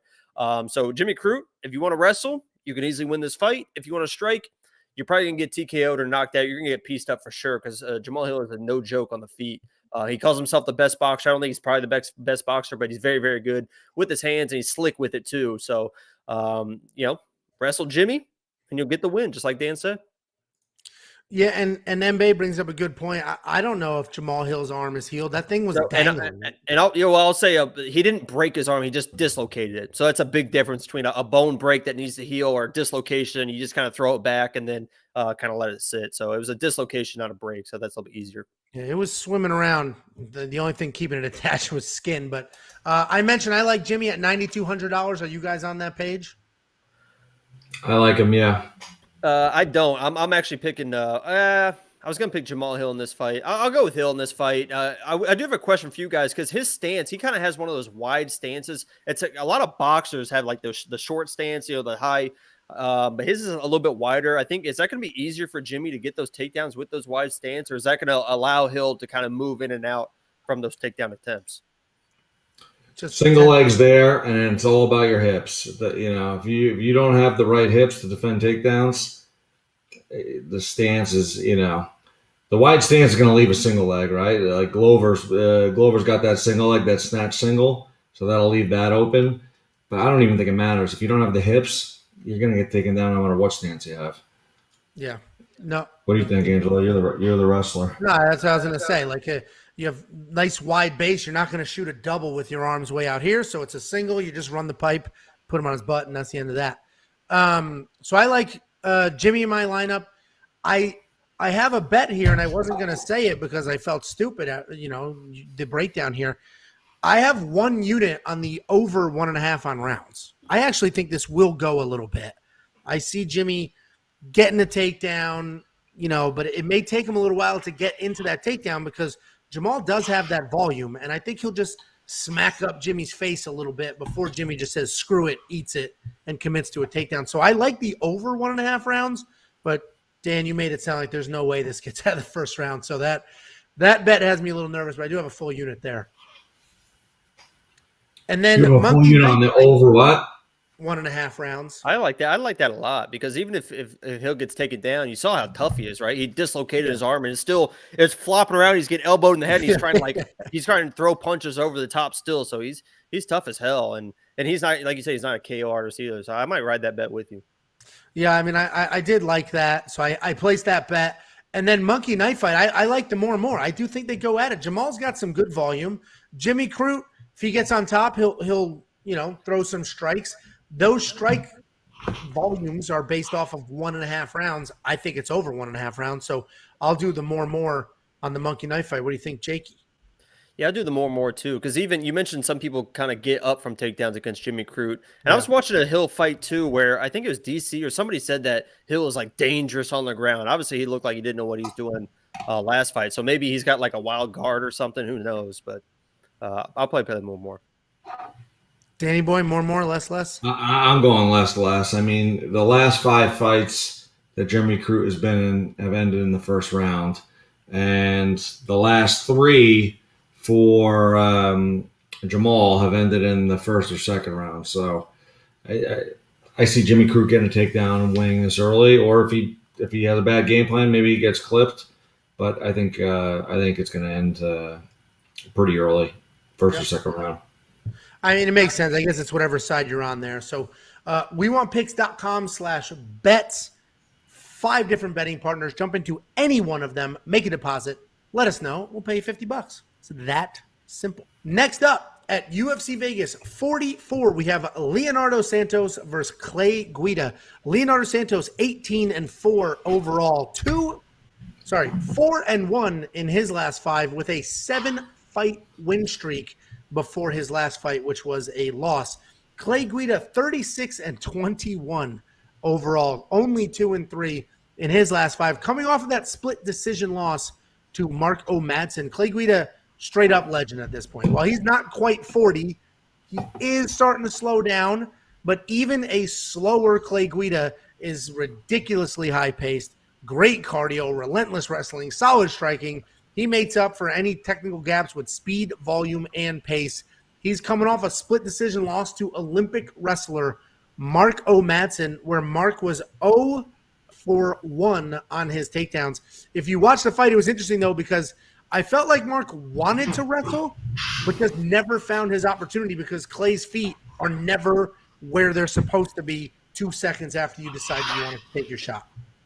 Leonardo Santos is 41. He is coming off of his first loss in 8 years. Phenomenal BJJ guy, a 7-time BJJ world champion. He's a technical striker, and despite looking soft, like physically looks a little soft, he has deceiving power in his hands. He showcased that with a 1-punch knockout over Stevie Ray. Cardio can be Leonardo's issue, especially at this age. So, to summarize, Leonardo Santos is good everywhere. And if he didn't get knocked out at the very tail end of his last fight, he would have won that decision and be the owner of a really impressive win streak. I think in order for Leonardo to win, he'll need to take Clay down. He'll need to work his BJJ from top. I think Clay is too good to be submitted when he's on top, meaning if Clay gets the takedowns, I don't think Leonardo is going to be able to submit Clay from bottom. Leonardo has a nice variety of takedowns, though. He will shoot doubles. He'll work in throws. He mixes it up well. The only issue is he has a low 29% takedown accuracy, and taking down a guy like Clay Guida, who's never in one place for more than 2 seconds, is not an easy thing to do. There's a tricky fight, tricky pick, because Clay's pace alone will give Leonardo trouble, especially later in the fight. But my heart is saying Clay Guida, but my brain is saying Leonardo. I think he's the better. He's got more power. He definitely has better jiu-jitsu. I think he's got the better striking. Clay has been beaten by many people like this before. But the pace alone can be an issue. So I like Leonardo Santos to win. I think this is a straight-up pick 'em. I think the odds are crazy, but I do like Leonardo. This is a great spot for Clay Guida plus 3.5, but those odds were stupid as hell. Jakey boy, what are your thoughts? Quick pop quiz for you guys. Leonardo Santos back in 2005 had a grappling match versus GSP. Who do you think won that? 2005? 2005. I would say GSP because of the wrestling. It was I Santos. think I would say Santos just because you're asking the question like it's a weird Right. answer. It was actually like they were in like just like this, and Santos did like that jump up pull guard into like a triangle and armbar GSP like within the first minute. So it's pretty wild. But so he was very good. But as you mentioned, that was 2005. He's 41 years old, and his last fight, while he got absolutely flatlined by Grant Dawson. I think he was going to win that fight. He was trying to do the Ryan Hall heel hook or knee bar or whatever, and Dawson just started hammer fisting in, and he was like out, and then got hit like 2 more times, just bouncing his head off the canvas. And at 41 years old, I think that was the first time he's really been knocked out since like 2004 or something like that. But absolutely flatlined. It was in March, so he's had time to recover, but who knows how he's going to come back from that. Clay Guida, you mentioned the pressure. That's his path to victory. It's going to be pressure, pressure, pressure. I don't know if Clay Guida is going to be able to get the takedowns. Leonardo Santos versus Grant, his last fight, Grant was 1 for 13 on takedowns. The fight before that, Roman was 1 of 11 on takedowns. Leonardo Santos, if he wants to pull guard, maybe he does something weird like that. But if you just pressure the guy, he's a defensive striker, right? So he's going to be constantly backing up. You got to get in his face, work him against the fence. He will do some weird trips and stuff to try and get offensive takedowns on his own against the fence. But Clay, he's too savvy for that stuff. He's too good of a wrestler, too good in his own jiu-jitsu. I think you just pressure, pressure, pressure, make it ugly, win that typical Clay Guida fight. And I like Clay Guida to win this fight the way that he always wins his fights. All right. Solid pressure for Clay, even though you acknowledge Leonardo's pretty much better everywhere. Danny boy, what are your thoughts here? I think this is Clay Guida's fight. I mean, again, it comes down to game plan. But I think the line is way off. I think Clay Guida, I don't think he needs to shoot a takedown. I think he needs to just strike. Leonardo Santos, let's be honest, he was a power striker maybe 10 years ago, right? But his last fight, he looked good, he looked technical, but he didn't look like anything that dominant, right? He didn't look like he's gonna destroy Clay Guida, walk off KO, anything like that. Could catch him clean, you never know, but Clay Guida has looked better with his striking lately. I always talk about the Michael Johnson fight. Like, he was landing big shots in that fight in the striking exchange against Michael Johnson. And Michael Johnson is a good striker, a good wrestler. And I think he came, I know Michael Johnson, he's hit or miss, but I think he came to that fight ready to go. And Guida just outpaced him, surprised him with the striking ability.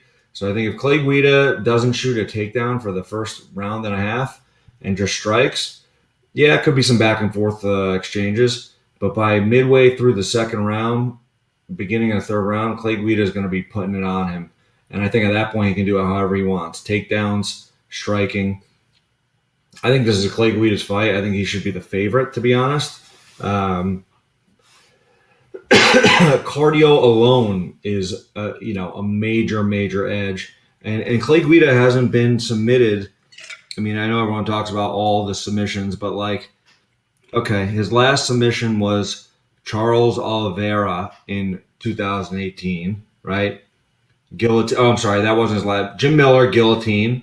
Okay, so shooting takedown, gets caught in a guillotine. Charles Oliveira, shooting takedown, probably gets caught in a guillotine. I don't think he should shoot. If he doesn't shoot and he strikes with this guy, Santos is probably not going to knock him out. Clay Guida is tough as can be, and I think it's just a matter of letting him fade, and then you're going to turn over, and Guida could get the finish later on in the fight. Yeah, I'm on the other side of it. I see what you're saying. I would also argue that Clay Guida just lost a striking match with a straight-up wrestler, but his ridiculous pace can be problems for anybody. So I'm not going to argue. He won that fight, though, right? I saw part of it. I heard a lot of people say that he got robbed. Either way, it was way closer than it should have been because the analysis was if he keeps it striking, he dominates. Well, I think he was supposed to be dominated. I think Mark was a huge favorite. Yeah, Mark was an Olympic guy. Yeah. Right, Mark's an Olympic. The Olympian is his actual name, but I think he's a Greco guy, right? Yeah. He only tried one single takedown because he felt like he was winning the striking. So I was anyway, say he's a lot younger, but he's 37, which compared to 41, 42 actually is a lot younger. feels But fresher too. Yeah, I mean, I'm not his gonna. age is insane with the cardio. I'm not gonna argue with anybody picking Clay Guida. That guy's cardio can get him through anything. Stupid tough. Even an exhausted, older, slow Clay Guida has better pace than most. So DraftKings, my opinion, whatever side you're on, you guys obviously like Clay Guida, $7,400. I guess you can't really go wrong with that. $8,800 for Leonardo. It's high. If you think you're going to get a stoppage, it's worth it. But that is a lot of money to spend if you don't think you're going to get a stoppage. Monkey knife fight, man. This is probably a less more situation, even though I think Leonardo Santos wins because Clay's pace is crazy, and I think Leonardo can win with just slowing the pace down or trying to getting a takedown, working from there. But I think Clay is going to get his shots off, so it's probably a less more type situation. What do you think, Jacob? I agree with that. Less more. Danny? I like less more. I think Guida's going to pepper him, and Santos probably not going to land 77 strikes. Yeah, well, it's 77 is quite a bit. wewantpicks.com/bets. 5 different betting partners. Jump in, make a deposit. Let me know. I will send you $50, Cash App, PayPal, Venmo, however you want it, as a thank you. If you want to play this monkey knife fight line, wewantpicks.com/MKF. Make an account, make an account, make a deposit. They will give you a free deposit match. Use the free money. You don't even have to use the real money. Use the free money, play, get a feel for it, and go from there. Next up, at UFC Vegas 44, we have the co-main event of the evening. We have Rafael Fiziev versus Brad Riddell. Rafael Fiziev 10-1 overall, riding himself a nice little win streak. Brad Riddell 5-0 in his last 5, riding a 7-fight win streak, 10-1 as well. This should be an awesome fight. We have 2 great strikers in a razor-thin stand-up war. Both of these guys have careers outside of the UFC in their respected combat sports. Brad is a kickboxer, Rafael as a Muay Thai striker. Rafael Fiziev is a phenomenal striker with traditional Muay Thai style. He has incredible power and volume. He typically doesn't have gas issues, but we did see him slow down big time and give up the 3rd round to Bobby Green his last fight. He has great takedown defense at 100% in the UFC, but I don't think he'll necessarily need that in this fight.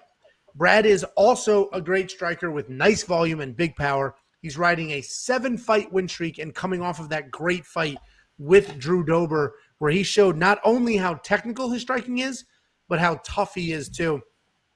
Both of these guys are strikers. And if we look at the striking stats, Fiziev has higher output, but he also gets hit more. He has a 1-to-1 striking differential with over 5 significant strikes per minute, where Brad is landing 4 and receiving 3. So just a little bit cleaner on those exit. Brad is more of a pure boxer. Rafael is a Muay Thai striker who's actually the Muay Thai coach at Tiger Muay Thai for a bit. I think Brad Riddell was as well for a few minutes there. Rafael has higher volume where Brad has more power. This is razor thin. I gotta go with Fiziev here. I know we broke this down early last week. I said Fiziev. I've been leaning more towards Brad since then, but I'm going to stick with Rafael Fiziev. I think his volume and his diversity in strikes will be the difference. Brad sort of waits to land the perfect punch, where Fiziev would have already landed a kick and entered the pocket while Brad was figuring out, should I shoot, should I strike? Brad's power does have me nervous. This is a nice inside the distance decision, no action type spot, and just pick whatever side you want to be on. Jakey boy, what are your thoughts in this razor thin matchup? I agree. This is kind of just a flip the coin type of situation here. I have in my notes it's who can get their second win faster, because both these guys, you've seen some cardio issues from honestly for both of them in the third round, but they're both the guys that even when they're tired, they're still throwing wild punches, they're still moving forward. It's kind of funny. I mentioned it. We already had kind of a breakdown of this fight in a previous video, but I mentioned the Fiziev. I watched the interview where he was talking about that last fight. And he literally said in the third round, I was dying. I was completely dying. And he said, it doesn't make any sense to me because I work just as hard as everyone in the gym. I work harder than everyone in the gym. In the gym, I can go rounds.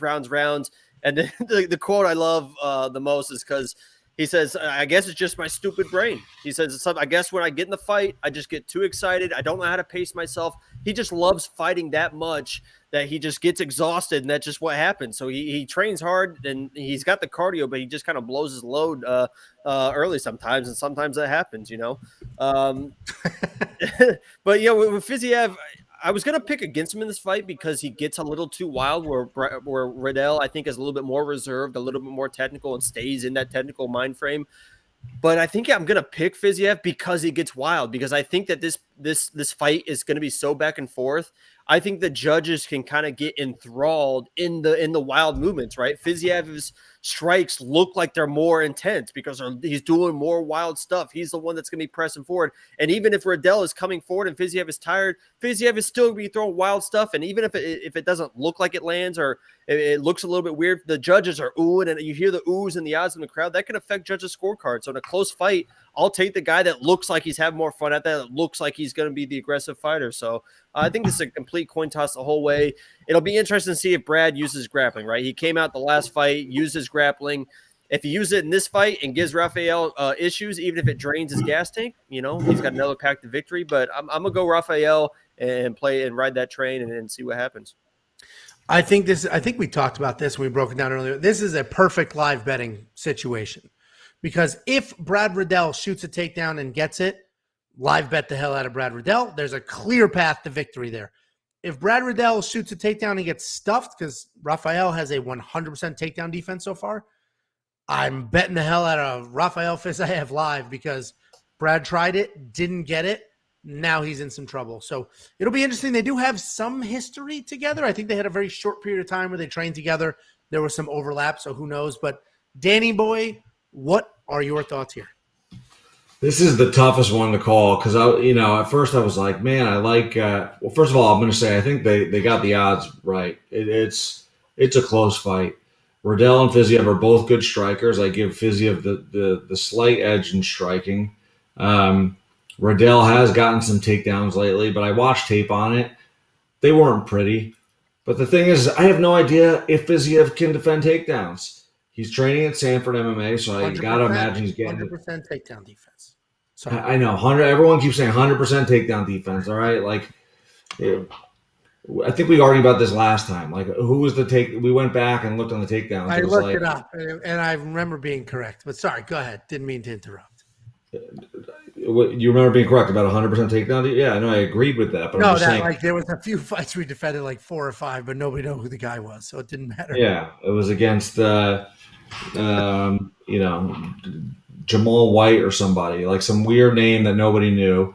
Anyways, I have no idea what's going to happen in this fight. I'm kind of like, if the odds were a little bit better on Riddell, I'd be all over it.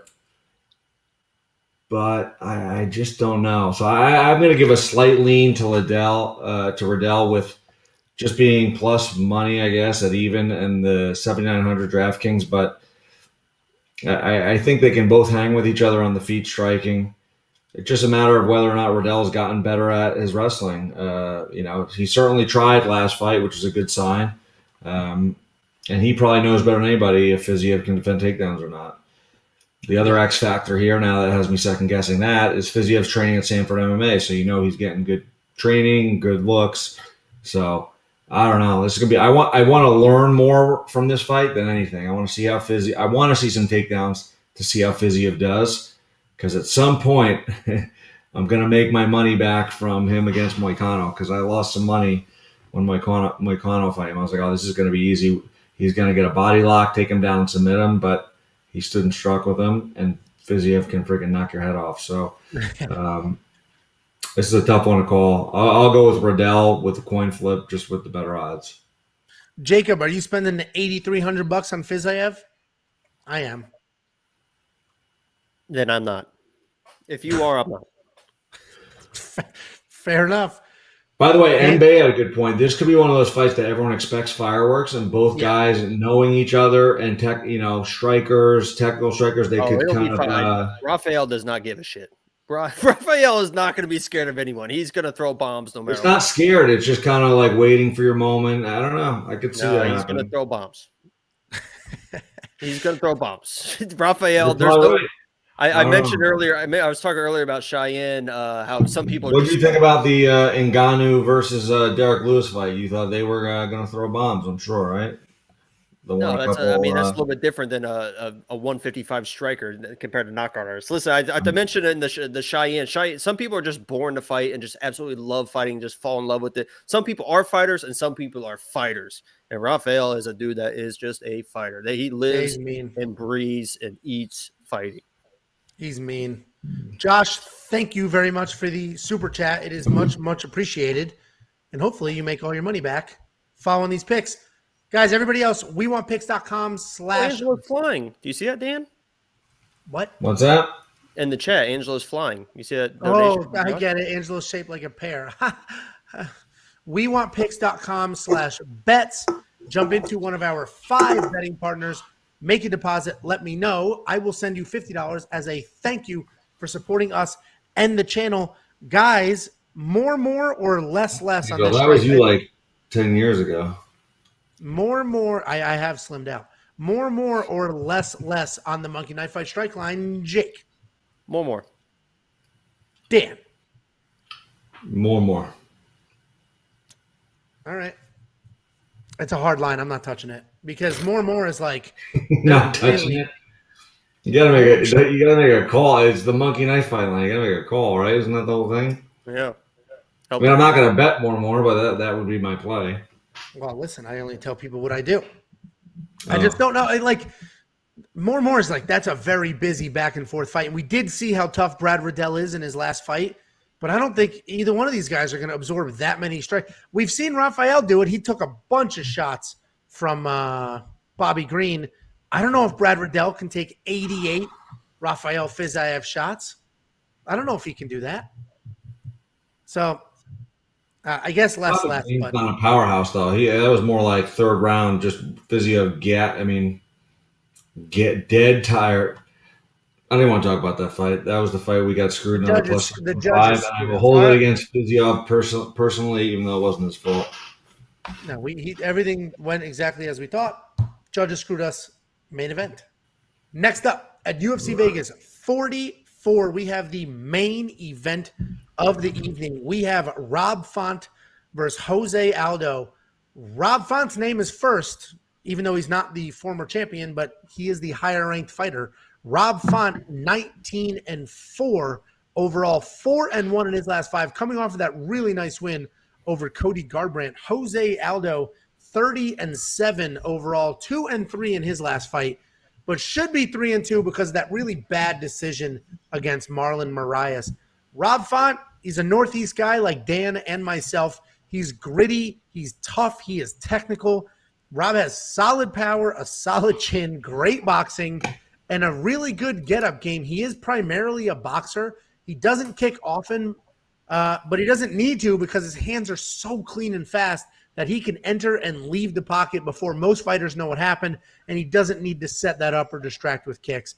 If we look at his stats, he has fantastic volume and a striking differential of 3-2.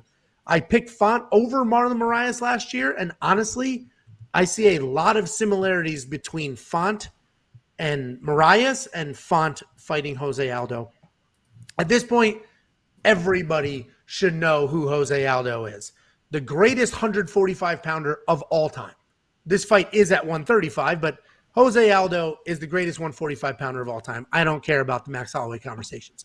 He's a longtime champion. He's good everywhere. He's a great counter striker with technical Muay Thai, great BJJ, very good wrestling. His leg kicks and counter striking are an absolute nightmare for almost everyone, but he is aging He's got a lot of miles on him, and he is much older than what Tapology tells you. Much older. The legend goes he had no birth certificate when it was time to go, get what he needed to move and fly and travel. He didn't have a birth certificate, so he had to go get one. They said, well, when were you born? And he just made up an age. So he's about 5 to 10 years older than what the stats say. 10 years older? Jesus. I think he's 67 he's years 45 years old? I'm pretty sure he's 67. The story gets different every time Angelo tells it. He's going to be 20 years older. Hey, take it out. I didn't lie on government documents. That wasn't me. If we didn't just watch arrested and deported. Allegedly. If we didn't just watch Jose absolutely dismantle Pedro Munoz, this would be like the easiest pick. I would go Rob Font, no problem. Jose's seen better days, but he looked phenomenal in that fight. He looked young and fresh in that fight, and he was a man on a mission. And this is another razor thin fight. I need to go with Font here. Pedro, like Font, high volume, come forward guy, and Jose was able to shut him down, which worries me here. But I just don't think Rob Font will freeze up like Pedro did. I think Font marches forward, has the volume, stays busy, touches up Jose. Basically the exact same game plan that Max Holloway had when he beat Jose. We've seen Jose gas before, and this is 5 rounds, not 3. So it's tricky because Jose Aldo has more tools to win with. But I do think Font uses just literally a nonstop jab to keep Aldo just a step behind him. But if Aldo comes out here, uses his leg kicks like he did when he fought Uriah Faber back in the day, then I'm going to look really, really stupid on Saturday. But I'm going with Font here. Crazy close fight. Jose Aldo's a straight-up legend. Jakey Poo, what do you think? Yeah, I'm going Aldo, and I agree. If this was 3 rounds, I'd be all in on Aldo. 5 rounds, I'm a little bit more reluctant. I think the longer this fight goes, the more it favors Rob Font. I think the key for Jose Aldo in this fight is leg kicks and level changes. I think if he just straight up tries to box Rob Font, he could have some success early, but I think he probably fades late. He's got to mix in some takedowns. You saw Garbrandt had success with the takedowns. He couldn't really hold him down, but he was able to, win rounds. He was still getting beat up, but Jose's not going to get beat up as much as Garbrandt was. And you also saw late in that fight, Garbrandt had some real success with going to the body and then the head. Garbrandt's one of those people that has the speed that he can really mix in those quick combos of, body head, boom, boom, with those 3-4 punch combos where Jose is the exact same build as Garbrandt in regard to the speed and precision in that striking. So I want to see a lot of leg kicks, a few level changes each round, and work the body of Rob Font and really try and slow him down, slow down that jab. You do that with the leg kick, speed up that lead leg, go to the body. That jab doesn't get quite as sharp, and then you can find a way to win maybe in that third round if you beat him up enough. But the longer this fight goes, I think it favors Rob Font. I'm going with Jose. I don't love the play, but I just think he's so savvy and such a veteran. And he seems like he's really dedicated to this camp. I think after his last fight, he even went and worked with a bunch of boxers and stuff to really improve and tighten up his boxing, knowing that he was going to fight that Rob Font with that jab. So I'll see some increased head movement with Jose, some leg kicks, some level changes, and he can win. I don't love it, but he's going to be my pick. Well, this is another one where the brain is going with Font, but I guarantee as soon as they touch gloves, my whole body is just going to be rooting for Jose Aldo. Jill, thank you so much for the donation. Very, very appreciated. And same to you, Joey. Joey's birthday is this Saturday for the fights. Thank you very much. You said after Font gets this win, I'll love to see Rob Font versus Max Holloway at some point in insane striking match. Thank you very much. Danny boy, what are your thoughts? Man, this is a tough one. I mean, if you asked me this before the Munoz fight, I'd say Rob Font all day. I still think Rob Font is going to win this fight because it's a 5-round fight. But, man, Jose Aldo surprised me last fight. I thought he was going to lose that fight. I thought that was going to be the fight where we started to see kind of the end of Jose Aldo. And he shocked me. He was on point. He looked great against an unbelievable fighter. So, man, I can't count him out. I like him. I like Jose Aldo if he gets to that plus 150-ish mark again. I'm gonna put him in some sort of bet. I want him to win. I'm rooting for him. I just have a feeling Rob Font is going to be younger. It's going to be close early. But I think later on, Rob Font's gonna win the fight and eat on the 4th and 5th round. I can see this being a split decision with a bunch of back and forth exchanges, and I just see Jose Aldo being a little slower, a couple punches less, and Rob Font taking a close one. So hope I'm wrong. Hope Jose wins, but I don't know. It's a tough one to call. Yeah, and I'm with you. I guarantee as soon as this fight starts, just every part of me is going to be rooting for Jose Aldo immediately. That guy's the best. I think it's just a tricky matchup. Youth, speed, jab. It's just a lot going for him. And actually, the line. He comes out and looks great again this fight. Then we're going to have to start telling the story differently. That he lied about his he's younger age. He's 10 years younger. So just next time we'll tell it that way. He started pro fighting at 12 years old. Jacob, he's what are you only saying about 15, the line? guys. He's got a long career ahead of him. Yeah, the line's moving the other way. He's at plus 115 now. Aldo is. Yeah, it's getting tighter. Yeah, that makes sense. DraftKings, I imagine whatever side you're on. I think Font's a good price at 84. Aldo's definitely a really good price at 78. It's 5 rounds. I saw who said that in the comments. Jill Mbe, one of you said Jill did. You said if it goes to a decision, it won't be good for DraftKings because it's all stand-up. I do think it is still 5 rounds, and we're talking $8,400, $7,800. Even in a striking decision win, you could probably still get, 80, 90 points out of it. So they may be worth it depending what your lineup looks like. Jake, you have Aldo in your lineup at 7,800. That's a good price. No. Oh, okay. I already have. We mentioned earlier. I think a $7,100 fighter and a $6,600 fighter. I don't need Aldo in there. The Monkey Knife Fight line, Jacob. We got 137 and 105. What are your thoughts there? I think Font had like 180 total strikes versus Garbrandt or something like that. I could see this fight the exact same way, and it could even be more because obviously he had to deal with the takedowns versus Garbrandt. Aldo could take him down if he wants to. I just don't know if he's going to. I think this could be could break records with these two strikers. The way they strike, it could break striking records. Obviously, I think Max probably has those records, whatever. Yeah. But and this could be wild. This could be like both close to 200 strikes. I agree. I think more and more is definitely the play. I mean, obviously, either one of them could get knocked out. Like they both.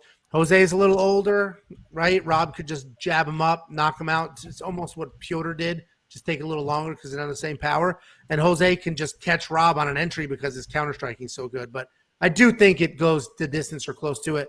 More and more for me. Dan, stop talking trash about me in the live chat and just very quickly, more, less. What are your thoughts on the Monkey Knife Fight strike line? Oh, very quickly. In that case, let's break down each fighter's attributes. I'll just mute you and that's the end of it. You know how I operate. I'll go right back to the chat and just, you're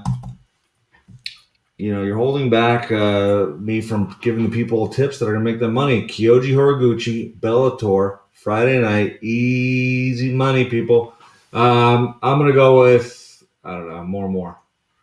Yeah. All right. Great insight there. Appreciate that. You said very quick. No, this is an awesome main event. In all seriousness, this is a fantastic fight. It's better for the division if Rob Font wins. It's better for the fans if Jose Aldo wins because that guy has given so much to us, and it'd be awesome. Says it's better for the division because you want to build up young. Wins, you could have Jose honestly could have a Glover type run at the end of his career where he challenges for the title again. It's a new division. He's looked fine. I think you have a Glover type run and challenge for the title again. I would love that. I just young. Well, you said it'd be better for you, so you're contradicting yourself. I do. Either way, thank you all very much. Go to wewantpicks.com/bets. I've said this 100 times, but if you make a deposit with any of our 5 online betting partners, we will go ahead and send you $50 as a thank you for supporting us and supporting our partners. wewantpicks.com/bets. Sign up, make a deposit, let us know, and I'll pay you $50. It is literally that simple. Cash App, Venmo, PayPal, however you want it. Thank you all very much. Keep this conversation going on our Discord. Ping pong. On our Discord. Their link is in the description. Thank you all very much. I don't know what kind of live streaming we'll do Saturday, but I'll let you know. We'll see you then. Full final recap videos on Friday. See you guys.